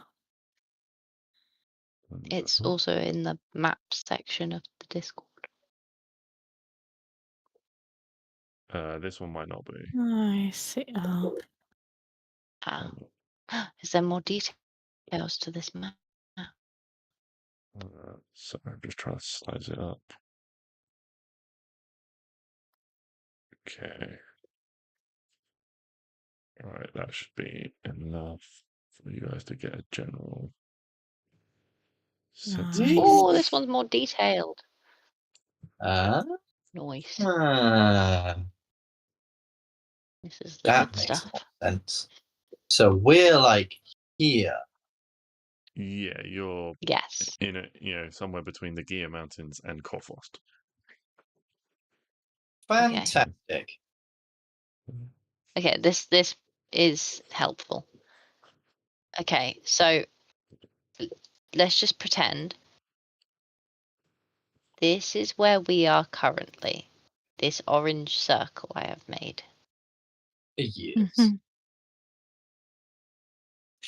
Is this pink circle? Where's that? So that would That's be the place in we relation to things. crashed. That would be Fenfold. Yeah. Right. And then where is the place we're trying to get to? Corfost. Corpos, Oh, that's it. so, and we want to go to Corfos. Okay, Yeah. they're the only places we've been, right? Yeah. Yeah, you've only Yeah. been the only towns you've visited have been Fenfold and Shackleton. And it's going to take how many days to get to Shackleton? To No, Fenfold, Benfold. Uh, Jesus.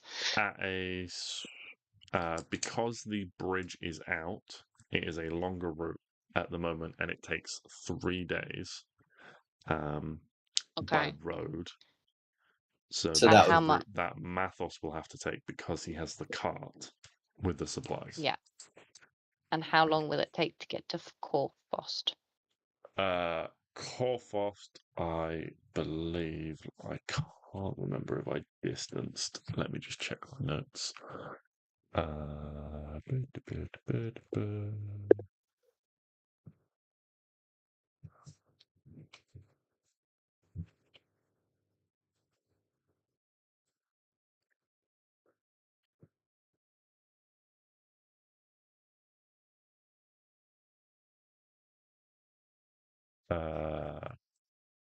I'm going to. I will say 4 days from Shackleton. Okay. So 3, 6, 7, 8, 9. So if we went back to Benfold and then went to Corfost, it would take like 10 days.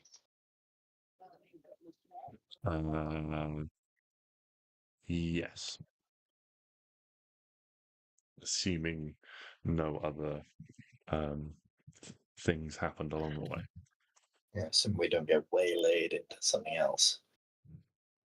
Everyone all right with a 10-day trek? No one got anywhere they really need to be super quickly? Not No. really. Cool. All right. I've already missed the start of term. Are you not having I'm more not- fun? Are you not having more learning experiences? It's okay. It was only the induction days, and then we had to go out on our own anyway. I bet you wouldn't have learnt how to do surgery at uni. Not exactly. And people waiting for me wait a bit longer. It's fine. Who the hell is waiting for you? I got to do some stuff for some people. Hmm. Are you saying you have friends, Malachi? Believe it or not, I actually do. No, I don't believe it. Even your crow likes me more. Yeah, that's true. Believe it or not, I have some friends, and amongst them, I'm not the weirdest one. I don't think I do believe you. No. Well, maybe one day you'll find out. Probably not. Mm. Well, we better get a move on then. Let's Gotta go move on. tell the leaders of the town we're going, and then let's get moving. We head to Orion. Yeah. So. Yeah.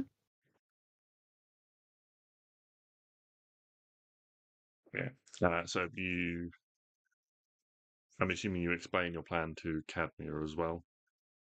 Yeah. Okay. So she's all right with it. She's much happier kind of traveling with you guys and things than on her own. I mean, if she wants, she can wait here while we go. Go back to Fenfold and back Yeah, again. that's a fair point. She She hurt- would probably do that didn't she because she is hurt?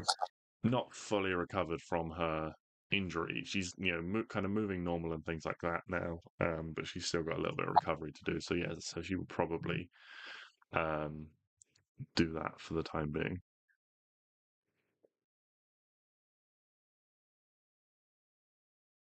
We Sweet. check that Leos is doing okay.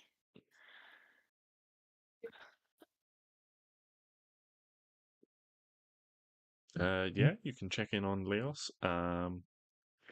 He's doing all right. He's awake this morning. Kind of sat in bed, moving. Moving a little bit, having a little bit of food. He's pleased to see you all when you turn up. He's like, Aw. it seems like I owe you all even more thanks. I wish I had something to offer other than thanks, but that's all I've got for now, unfortunately. I'd like it if you could finish telling me your cake recipe. Yeah, he will happily tell you his cake recipe as thanks. Woo!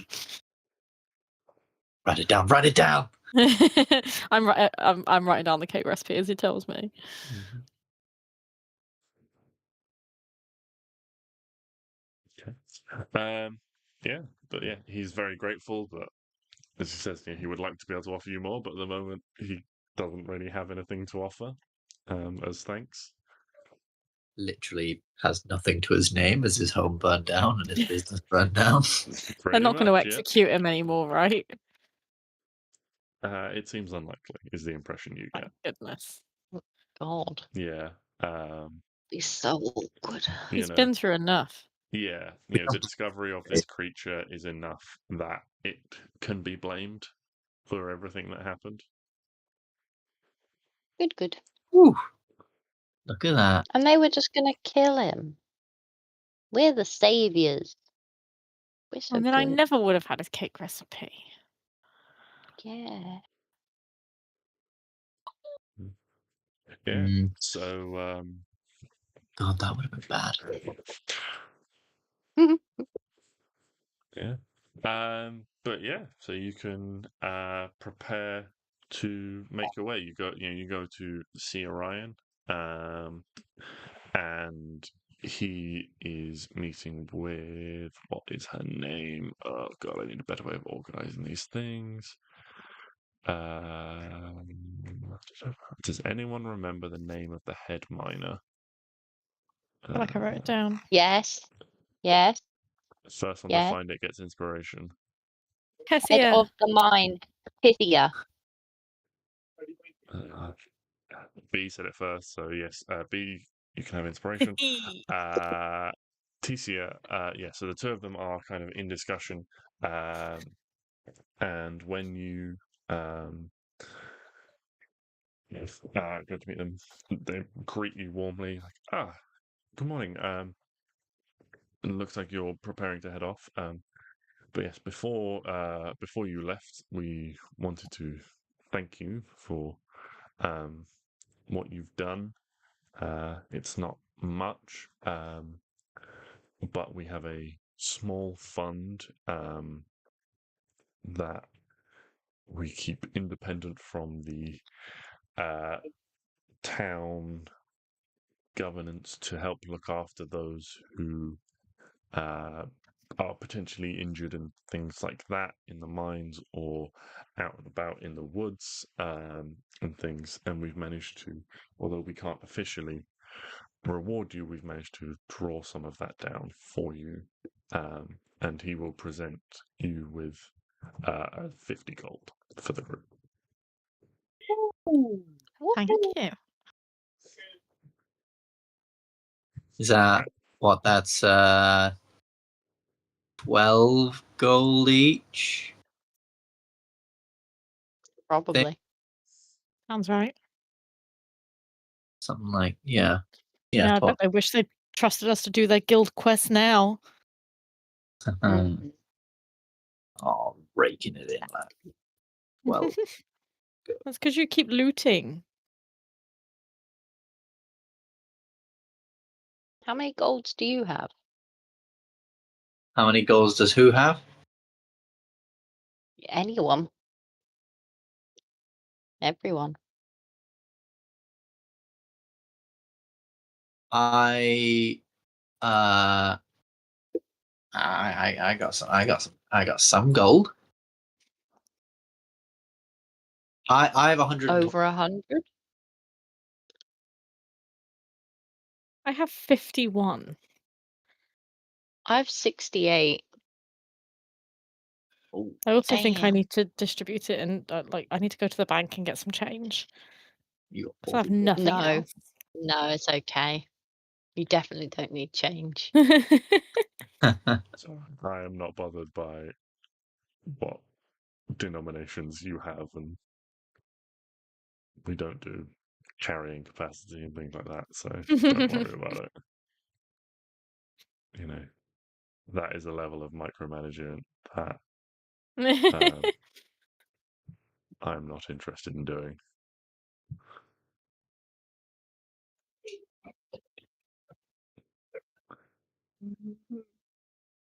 Yeah. But yeah, if you want to make your way out of town, then absolutely can. Heading for Fenfold. Yep. Grab Mathos and let's go. Okay. So, what I would like to do is to turn this into a little bit of an exploratory thing, adventure. So a little bit more of a skill-based thing for longer journeys as a potential way to montage them a little bit and turn them into a little bit of like a resource sort of management type thing. I haven't fully got it figured out yet, but essentially there are several basic roles that are needed. So we need a navigator who is in charge. So their role will be survival, and they are responsible for the route of the daily travel. There is a lookout who is responsible for keeping an eye out for hidden dangers and obstacles, and a quartermaster who is responsible for keeping track of and looking after rations and supplies and things like that. And supplies can also cover things like tents and stuff like that because you're sleeping outdoors and things. And if you do badly on those rolls, then you might lose supplies, which means you might not have enough for everyone to make it to the end of the journey. So you might have to forage along the way or use something else. If you don't do well on survival, you might end up sleeping in bad conditions and then end up tired the following day. Things like that is the type of thing I want to try as a way to sort of montage a journey like this. There are also some bonus roles. So there is the scout who uses stealth to move ahead of the party and keep lookout for danger while staying hidden. There is the expert who provides insight about fauna, flora, and terrain. And then there's just the support who can help with another role.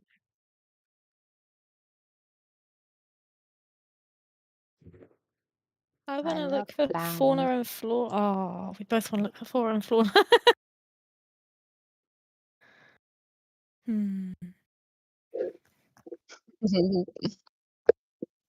But that's not one of the main ones we need.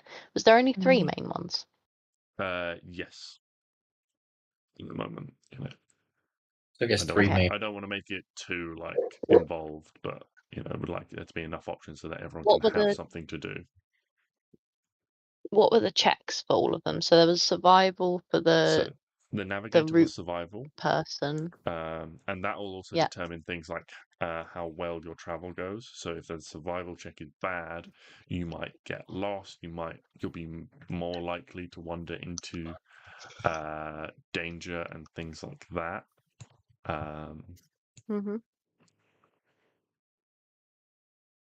The lookout, who is perception, responsible for keeping an eye out for hidden dangers, obstacles, and things. So, you will get advanced warning if you wander into any danger if there is an encounter along the way.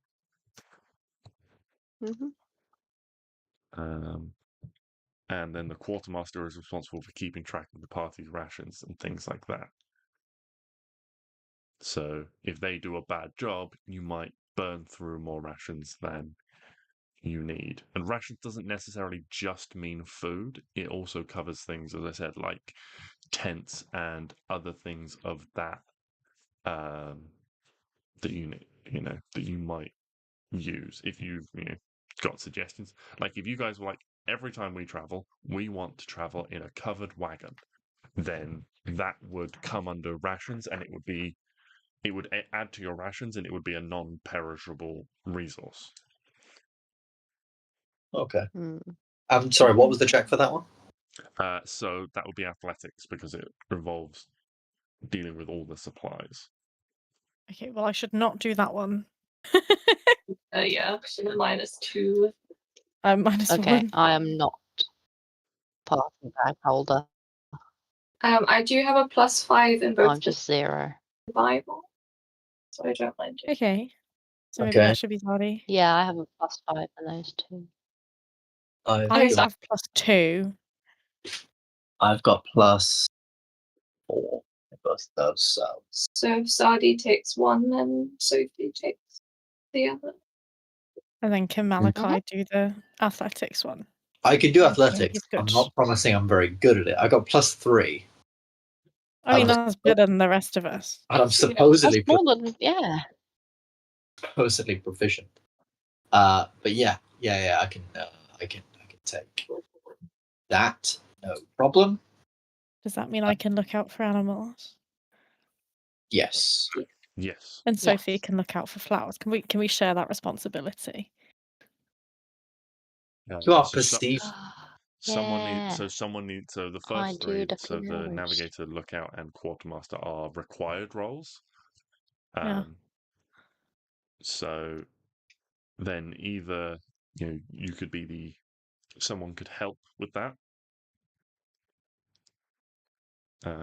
if they wanted to. Or you could just sit back and watch the world go by. Yeah. I mean, I don't mind helping. Live a life I of have like a luxury. +2. I'm happy to help look out. Nice. Okay. Shall I do survival? Yeah, if you're happy, I don't mind. If our things are the same, might as well. Yeah, I'll take perception. Nice. Okay. Shall we roll? Yes. So why don't we start with that survival check to see how the first day goes. 25. Okay, yeah. So really good for the first day. I'm actually just roll I back know a where I'm second. going. Before you set out, is there anything you want to purchase along the way to help you out? You'll need some rations and things. Unless you want to commit to using spell slots for food and things like that. Which you can do. Trying to think. So like a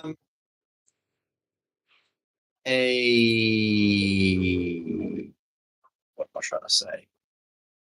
Is there a place we can buy some horses to maybe travel a little faster? Nice That's idea. a good. That is a good question. So, you would need. There's 4 of you plus Mathos, so you would need 5 horses.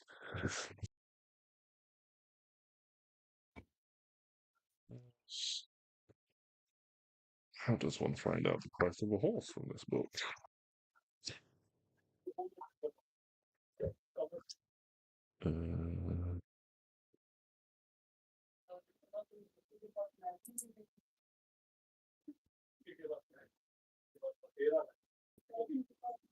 It comes under some kind of travel.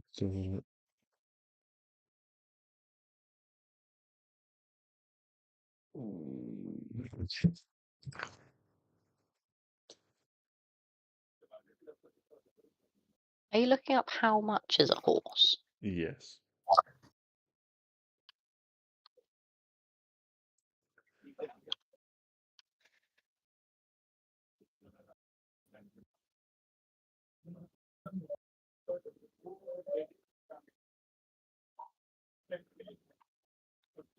Mm. 50 gold 50 gold for the or 75 gold. I don't know what a What's- draft horse is. A draft horse is one that pulls carriages. Okay, there's draft is 50, riding is 75. Or pulls. Just a horse that pulls things. So, like.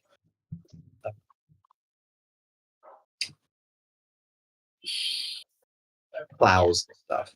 So are we having a pulling can horse also or get, a riding horse? Yes. So options for mounts, I found the page in the book, is, and they're not all available here, but they might be in various places. Camel, elephant, draft horse, riding horse, mastiff, mule, pony, warhorse. Wow. I guess we need riding horses. Mm-hmm. Or an elephant. No. I will say I don't you think there's certainly an don't think you'll be able to find an elephant. That might draw too much Here. attention. You might be able to find an elephant somewhere, but certainly not here, unfortunately. Or could we get a mastiff, which is just a big dog? Yeah, but I don't think they can carry us. I'm I'm literally looking up the conversion of pounds to stone.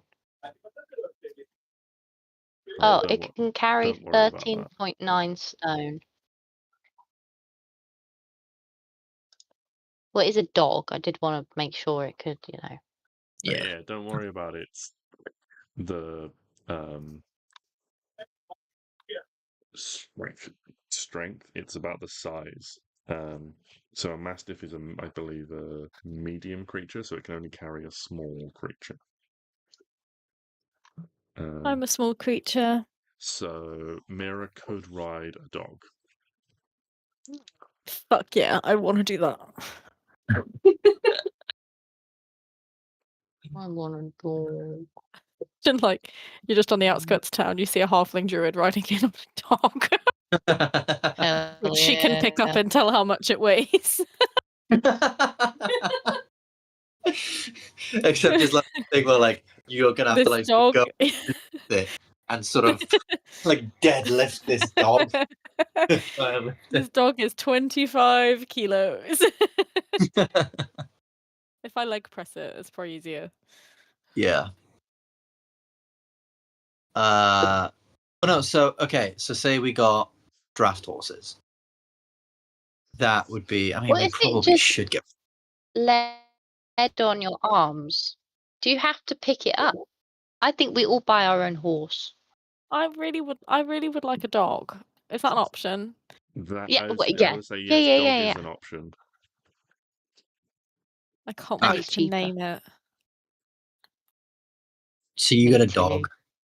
I will get a horse. I'm gonna get a horse. So a riding horse has a speed of 60. And a draft horse, I reckon, is going to be slower. Yeah, draft horse has a speed of 40. I'm getting a riding horse. That's 75 gold. What is my dog's speed? Oh shit. A mastiff has a speed of, and you should all be able to find these stats if you need them, has a speed of 40. Whoa. Well, okay, so here's my thinking: is we're about to be paid by the guy from Fenfold, so we could Yeah, maybe, we wait till we get there. yeah, so we could wait till we get there, get our pay, Oh. come back here, and then get our animals to go. And we Yes. might have money for that then. Or we could put them on credit. Could and then we take put them on? them now. Could we put them on? Also, I just want to show the picture of the Mastiff from the book. Because he has I a little love saddle. him. Oh my goodness, he's literally made for me. He's Yeah. way faster than all of your guys' stupid horses. Look, I want a dog. I'm just too big.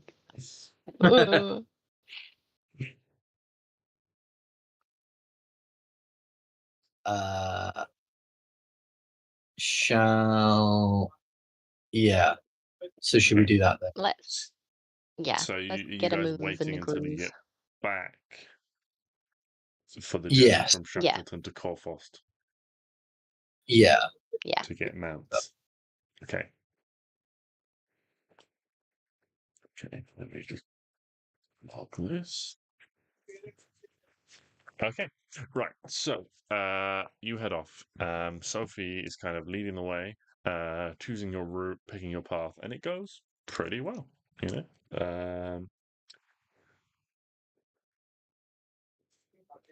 Who was acting as the lookout? It can't have gone pretty well. It must have gone amazingly well. I got a natural 20. Zardy's lookout, and I'm supporting. Yes. Are you What do you doing a want? natural 20? There's no indication that that's a natural 20. No. I was going to say this, yeah, because we've had 2 this session. It doesn't highlight it. I wonder if it's a thing you can change in the game, JJ, because I think what it is I don't think it counts critical, like it counts a natural 20 as a quote unquote crit for skill checks.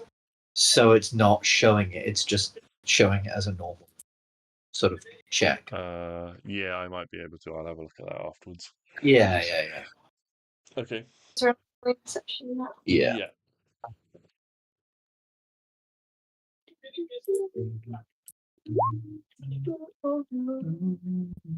Section 12. Okay. And then who was acting as your quartermaster? Me. Okay. Alright. Stretch. Gotta limber up. That's okay. 12. Okay.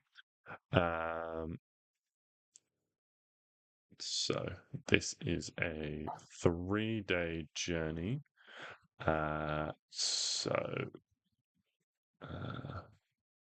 This system might not work in future, but the DC was going to be 13 because going with a base of 10 plus 3, which will probably need to be refined for longer journeys potentially because it might just become impossible otherwise. So, Malachi, can you explain what happens to some of the rations? Do they perhaps get wet one night, maybe because you haven't quite packed them up securely? Do you lose some? Do you just miscount and maybe you didn't start with enough? Or, maybe you end up just overeating a bit as a group, and so you realize that you're not going to have enough to make the end of your journey. Yeah, I think there's one evening where we're all sort of, we've had a pretty good day of travel, and it maybe it's been like quite a sort of long, arduous day. Everyone's quite hungry, so I'm like, you know what? We can have a little more this evening. That's fine. We'll just hunt more game tomorrow or something like that. And okay. So you think we you're going to try and unfortunately devote some time to. Yeah, but I was going to say, so we eat a bit more, and then the next day, we all get into an argument about hunting animals for food and things like that, and we have yet another really long-ass day, so none of us are really in any state to be going out and hunting anything, and it just sort of devolves into, okay, well, I guess today we're just really fucking hungry then, and we're just really hungry now.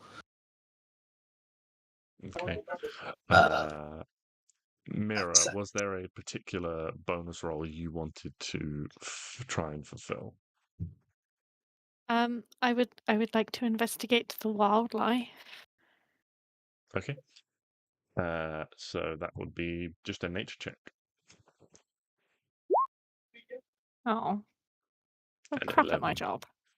Yeah, maybe it's this, kind of pressure. Maybe you put yourself under a bit of pressure and it sort of contributed. You're like, oh, don't worry, guys, I will help find all this food and things. We can eat a bit more. And then you're like under pressure and you're not finding anything like kind of substantial enough. You might find like a handful of blackberries, but maybe they're not quite in season. You find some mushrooms, but you know that they're poisonous, so that you can't eat those. That sort of thing. Oh no. So, can someone roll me a d6? And can someone else roll me 3d8? I'll roll 3d8. a d6. Like a d6. Like a d6. Like Oh, D- that's a really big 3d8, Abby. Jesus. Haha.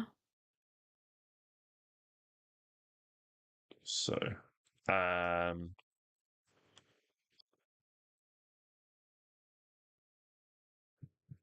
it is as would make sense, it is the final day of the journey where you guys have run out of food. So you all gain a level of exhaustion the day before you make it, or the day you're going to arrive in Fenfold. But your journey is uneventful. You don't encounter any significant difficulties, and with Sophie's excellent navigation, you are not lost or anything like that. So you don't wander off into any difficult areas or you get lost or anything like that. So the journey passes Amazing. uneventfully, fortunately. But yeah, you arrive back in Fenfold. You make good time. You guys you're quite hungry, so you're going to need to buy some food and things here.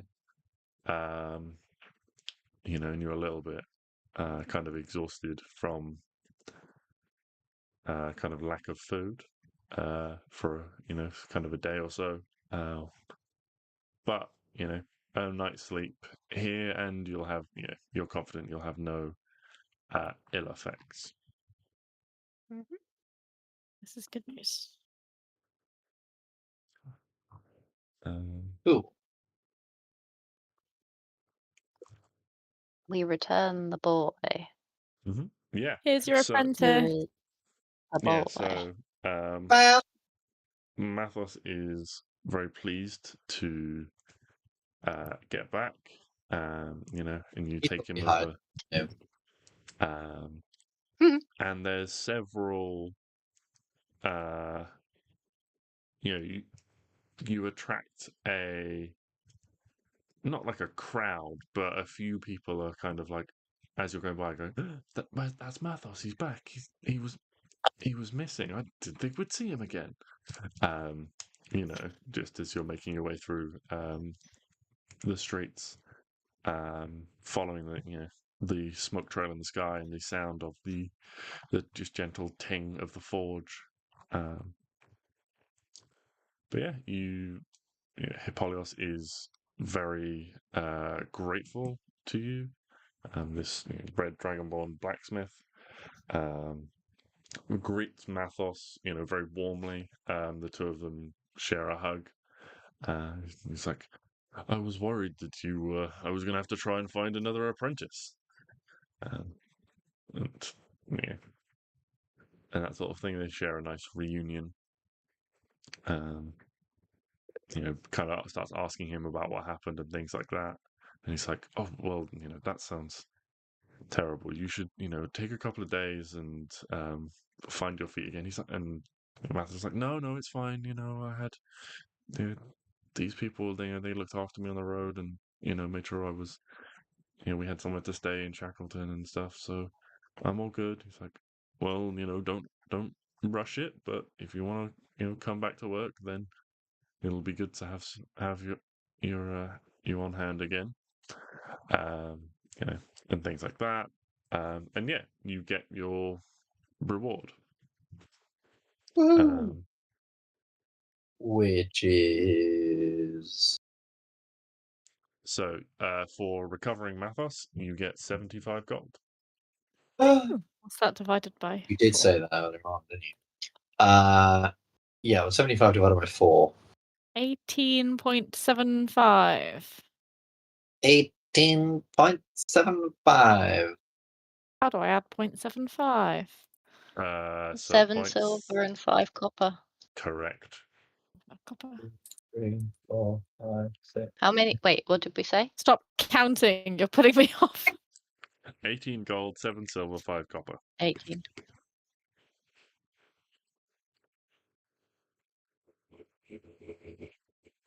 Cool. Well, I can definitely afford a mastiff now. And I can afford a horse. Are there any horses here? Good Are horses. there any mastiffs So here? Fenfold would probably be too small for there to be a trade of something like this. Most people here are kind of farmers and stuff like that, and they use their horses for plowing, field work, pulling their carts. They don't have a surplus, Yeah. and they will go to somewhere like Shackleton to kind of order and like trade for those sorts of things. Cool. There are a couple of smaller towns, I can't remember what I named them, around Shackleton. And Shackleton is kind of like the hub of those 3 small villages. Nice. Fantastic. So yeah, so you have successfully completed that quest and take that one off.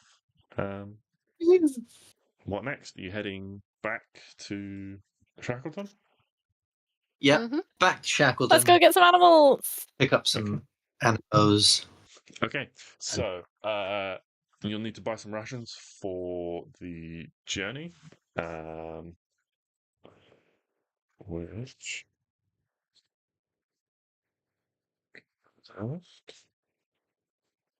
How much are rations?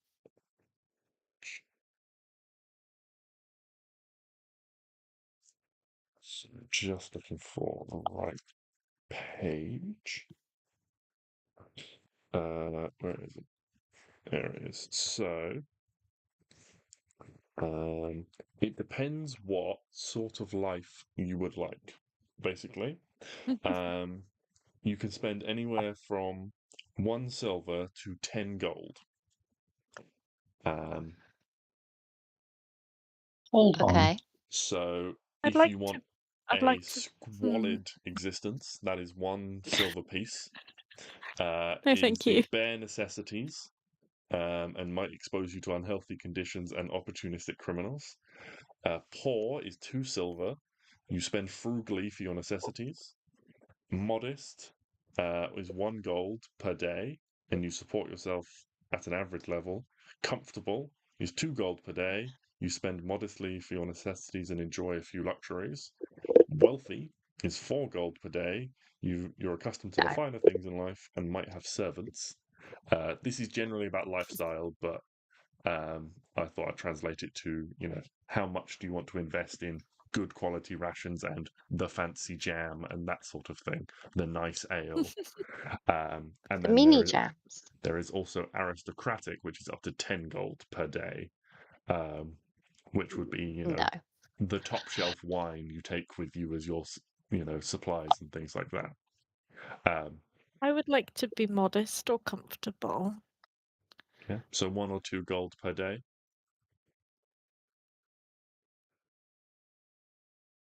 Works for me. What was the one below that? There was poor, which was 2 silver pieces per day. Yeah, that one will do. Okay. How many days? So 3 days to get back to Shackleton, and then 4 days from there to get back to Corfost, assuming I'm there assuming. are no Oh, sorry, issues. go on. Well, I'm just assuming we don't you have to get choose the lost. same lifestyle. No, No. if you want to, yeah. I'm fine with it. I'm fine. I want to be modest. I like to take care of myself. Self-care queen. See, sorry. So Paul was 2 silver. Yeah, and then it Modest jumps to 1 gold. To 1 gold for modest, and it'd be Yeah. 1 gold per day of travel. Yes. No, I'll stick with 2 silver. I think Malachi is quite simple, quite just whatever. So that's what, 2 silver. So that's from here 7 days. 7 days, assuming there are no delays or issues and things. And if you want to, plan ahead and go like, we might have an issue, I'm going to buy myself 8 days of rations, just so I've got that. Then that's up to you. Yeah, that's a sensible decision. I'm doing that. That's 7 days is 14 silver or 1 gold and 4 silver. So, Yeah. What'd you like? I want to try I and have refine this spent so it's 9 gold on 9 nice. days of rations. I've got 8 days of rations. Okay. Yeah. Yeah. 7. Okay. So, who will navigate the way back? Sophie, you're going to lead the group again? Yeah, can do. To be fair, I just assumed we'd assign lifetime roles. All right. Hell yeah. We love a lifetime roll. Yeah. That's Okay. one extra. So, I'll do one Sophie, if extra. you want to Sorry, I'm just navigate writing. with a survival check. Zadi, if you want to be the lookout again with a perception check. Oh, shit. Malachi is the quartermaster again with the athletics check. Athletics is kind of like the best I've been able to come up with for that, because thinking it might involve like tents and various other things that need kind of carrying. If you've got any other suggestions, then feel free to kind of pitch those. And then Mira, which, if any, of the bonus rolls are you looking to take up? I'm going for nature again. Okay. Wait, why am I plus? Oh, because we had while we were exhausted. Are we still exhausted? It depends if you want to spend the night. So that's another point. Do you guys want to spend the night? I mean, I don't yeah, want to be exhausted. yeah. I don't want to be exhausted. Yeah. Okay. Yeah. So you spend the night and you'll travel the following day. So that just adds an extra day.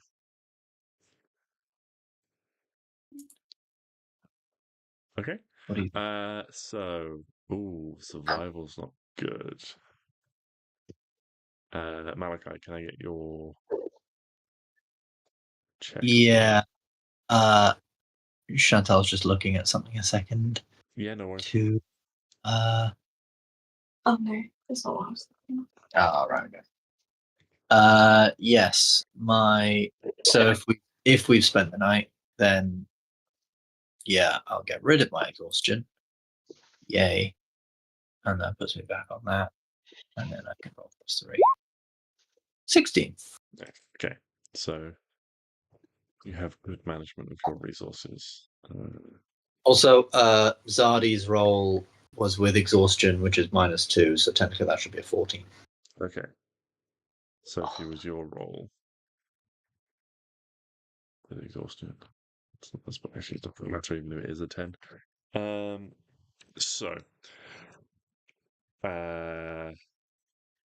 With a roll of less than 10, due to circumstances Wait, beyond. wait. Can I use my inspiration to re-roll it? You can, yes. I would like to do that. Shit. It's an 8 again. Do you have any ideas as to why this might have gone badly on the return journey, Sophie? Otherwise, I can come up with a potential explanation. Because I'm paranoid that Malachi is gonna make us exhausted again. I'm so preoccupied with him being micromanaging the rations. You're micromanaging me, or you're paranoid that my micromanaging is bad? I'm paranoid because you're micromanaging Right. the Okay. rations. That's fair. And I Okay. can't. So because you're distracted I by don't this, wanna be what tired. happens? Do you take a wrong turning? Yeah. Well, I Okay. don't. I just keep going when there was a turning because I was looking at him. Okay. So yeah, you do it. You essentially take a wrong turning. I didn't take any wrong turnings. I never turned. That's the problem. You Sure, made us we go can the argue wrong. the semantics of what a wrong turning is, but you go the wrong way, which will add a day to your journey. So it's A going to take. day! Jesus. No, we'll say half a day. Thank God. So can someone roll me a d6 and someone else roll me 3d8s again, please? I don't think I should be trusted with rolling any dice. Was that a D6? Sorry. Yeah, d6 and 3d8s. Like I'll do 3d8. Oh, same as last time. Okay. Okay, so That's way worse than last time. on the third day, as you guys are making your way through some slightly unfamiliar territory, do you make it known to the group, Sophie, that you've gone the wrong way? Do you backtrack them, or do you just try and push on, hope they don't notice, and hope you can find your way? I think I noticed we went the wrong way and then backtracked. It's only like half a day, so. Mm-hmm. And then went the way that we actually knew. Okay. So you backtracked, and it is of an evening when you're, you were hoping you would have made it to Shackleton by now, but unfortunately, due to the backtracking, you have had to camp in the woods again. And you're going through your supplies and things like that, and you're all settling up when you hear in the darkness kind of around you, there is a rustle or like the sound of heavy wings. Mira, you immediately know that the sound of these wings belongs to something much larger than your average bird, and there is a kind of squawk as well. Crow. And we shall find out what that is next week. Oh my goodness. Dun, dun, dun. Cliffhanger. But the good thing is we all leveled up. Not just Right. You're gonna do that every time. Yeah. Not just yet. Not just yet. No, there's something. I'll I have level up something in mind emotionally when I for have my hands your on a big next- dog. your next level up. So, or I had a point in mind for your next level up, which you are very close to, but have not yet reached. So, I will say a definite maybe on next session, depending on how things go. The plan is to just annoy JJ into giving us a level up, and then it'll yeah, we'll see whether or not that works in your favor or whether I just become stubborn. I just want my big dog and I'll be happy. I am open to bribery though, so. I have 140 in-game gold. Can I give I was gold? just about to say, I Oh. can give you 60 gold. No, unfortunately, I have control over the in-game economy, so you guys have your wealth, and I have the wealth of everyone else, so I have all the dragon's hordes. So I'm good for gold. Oh my god, he has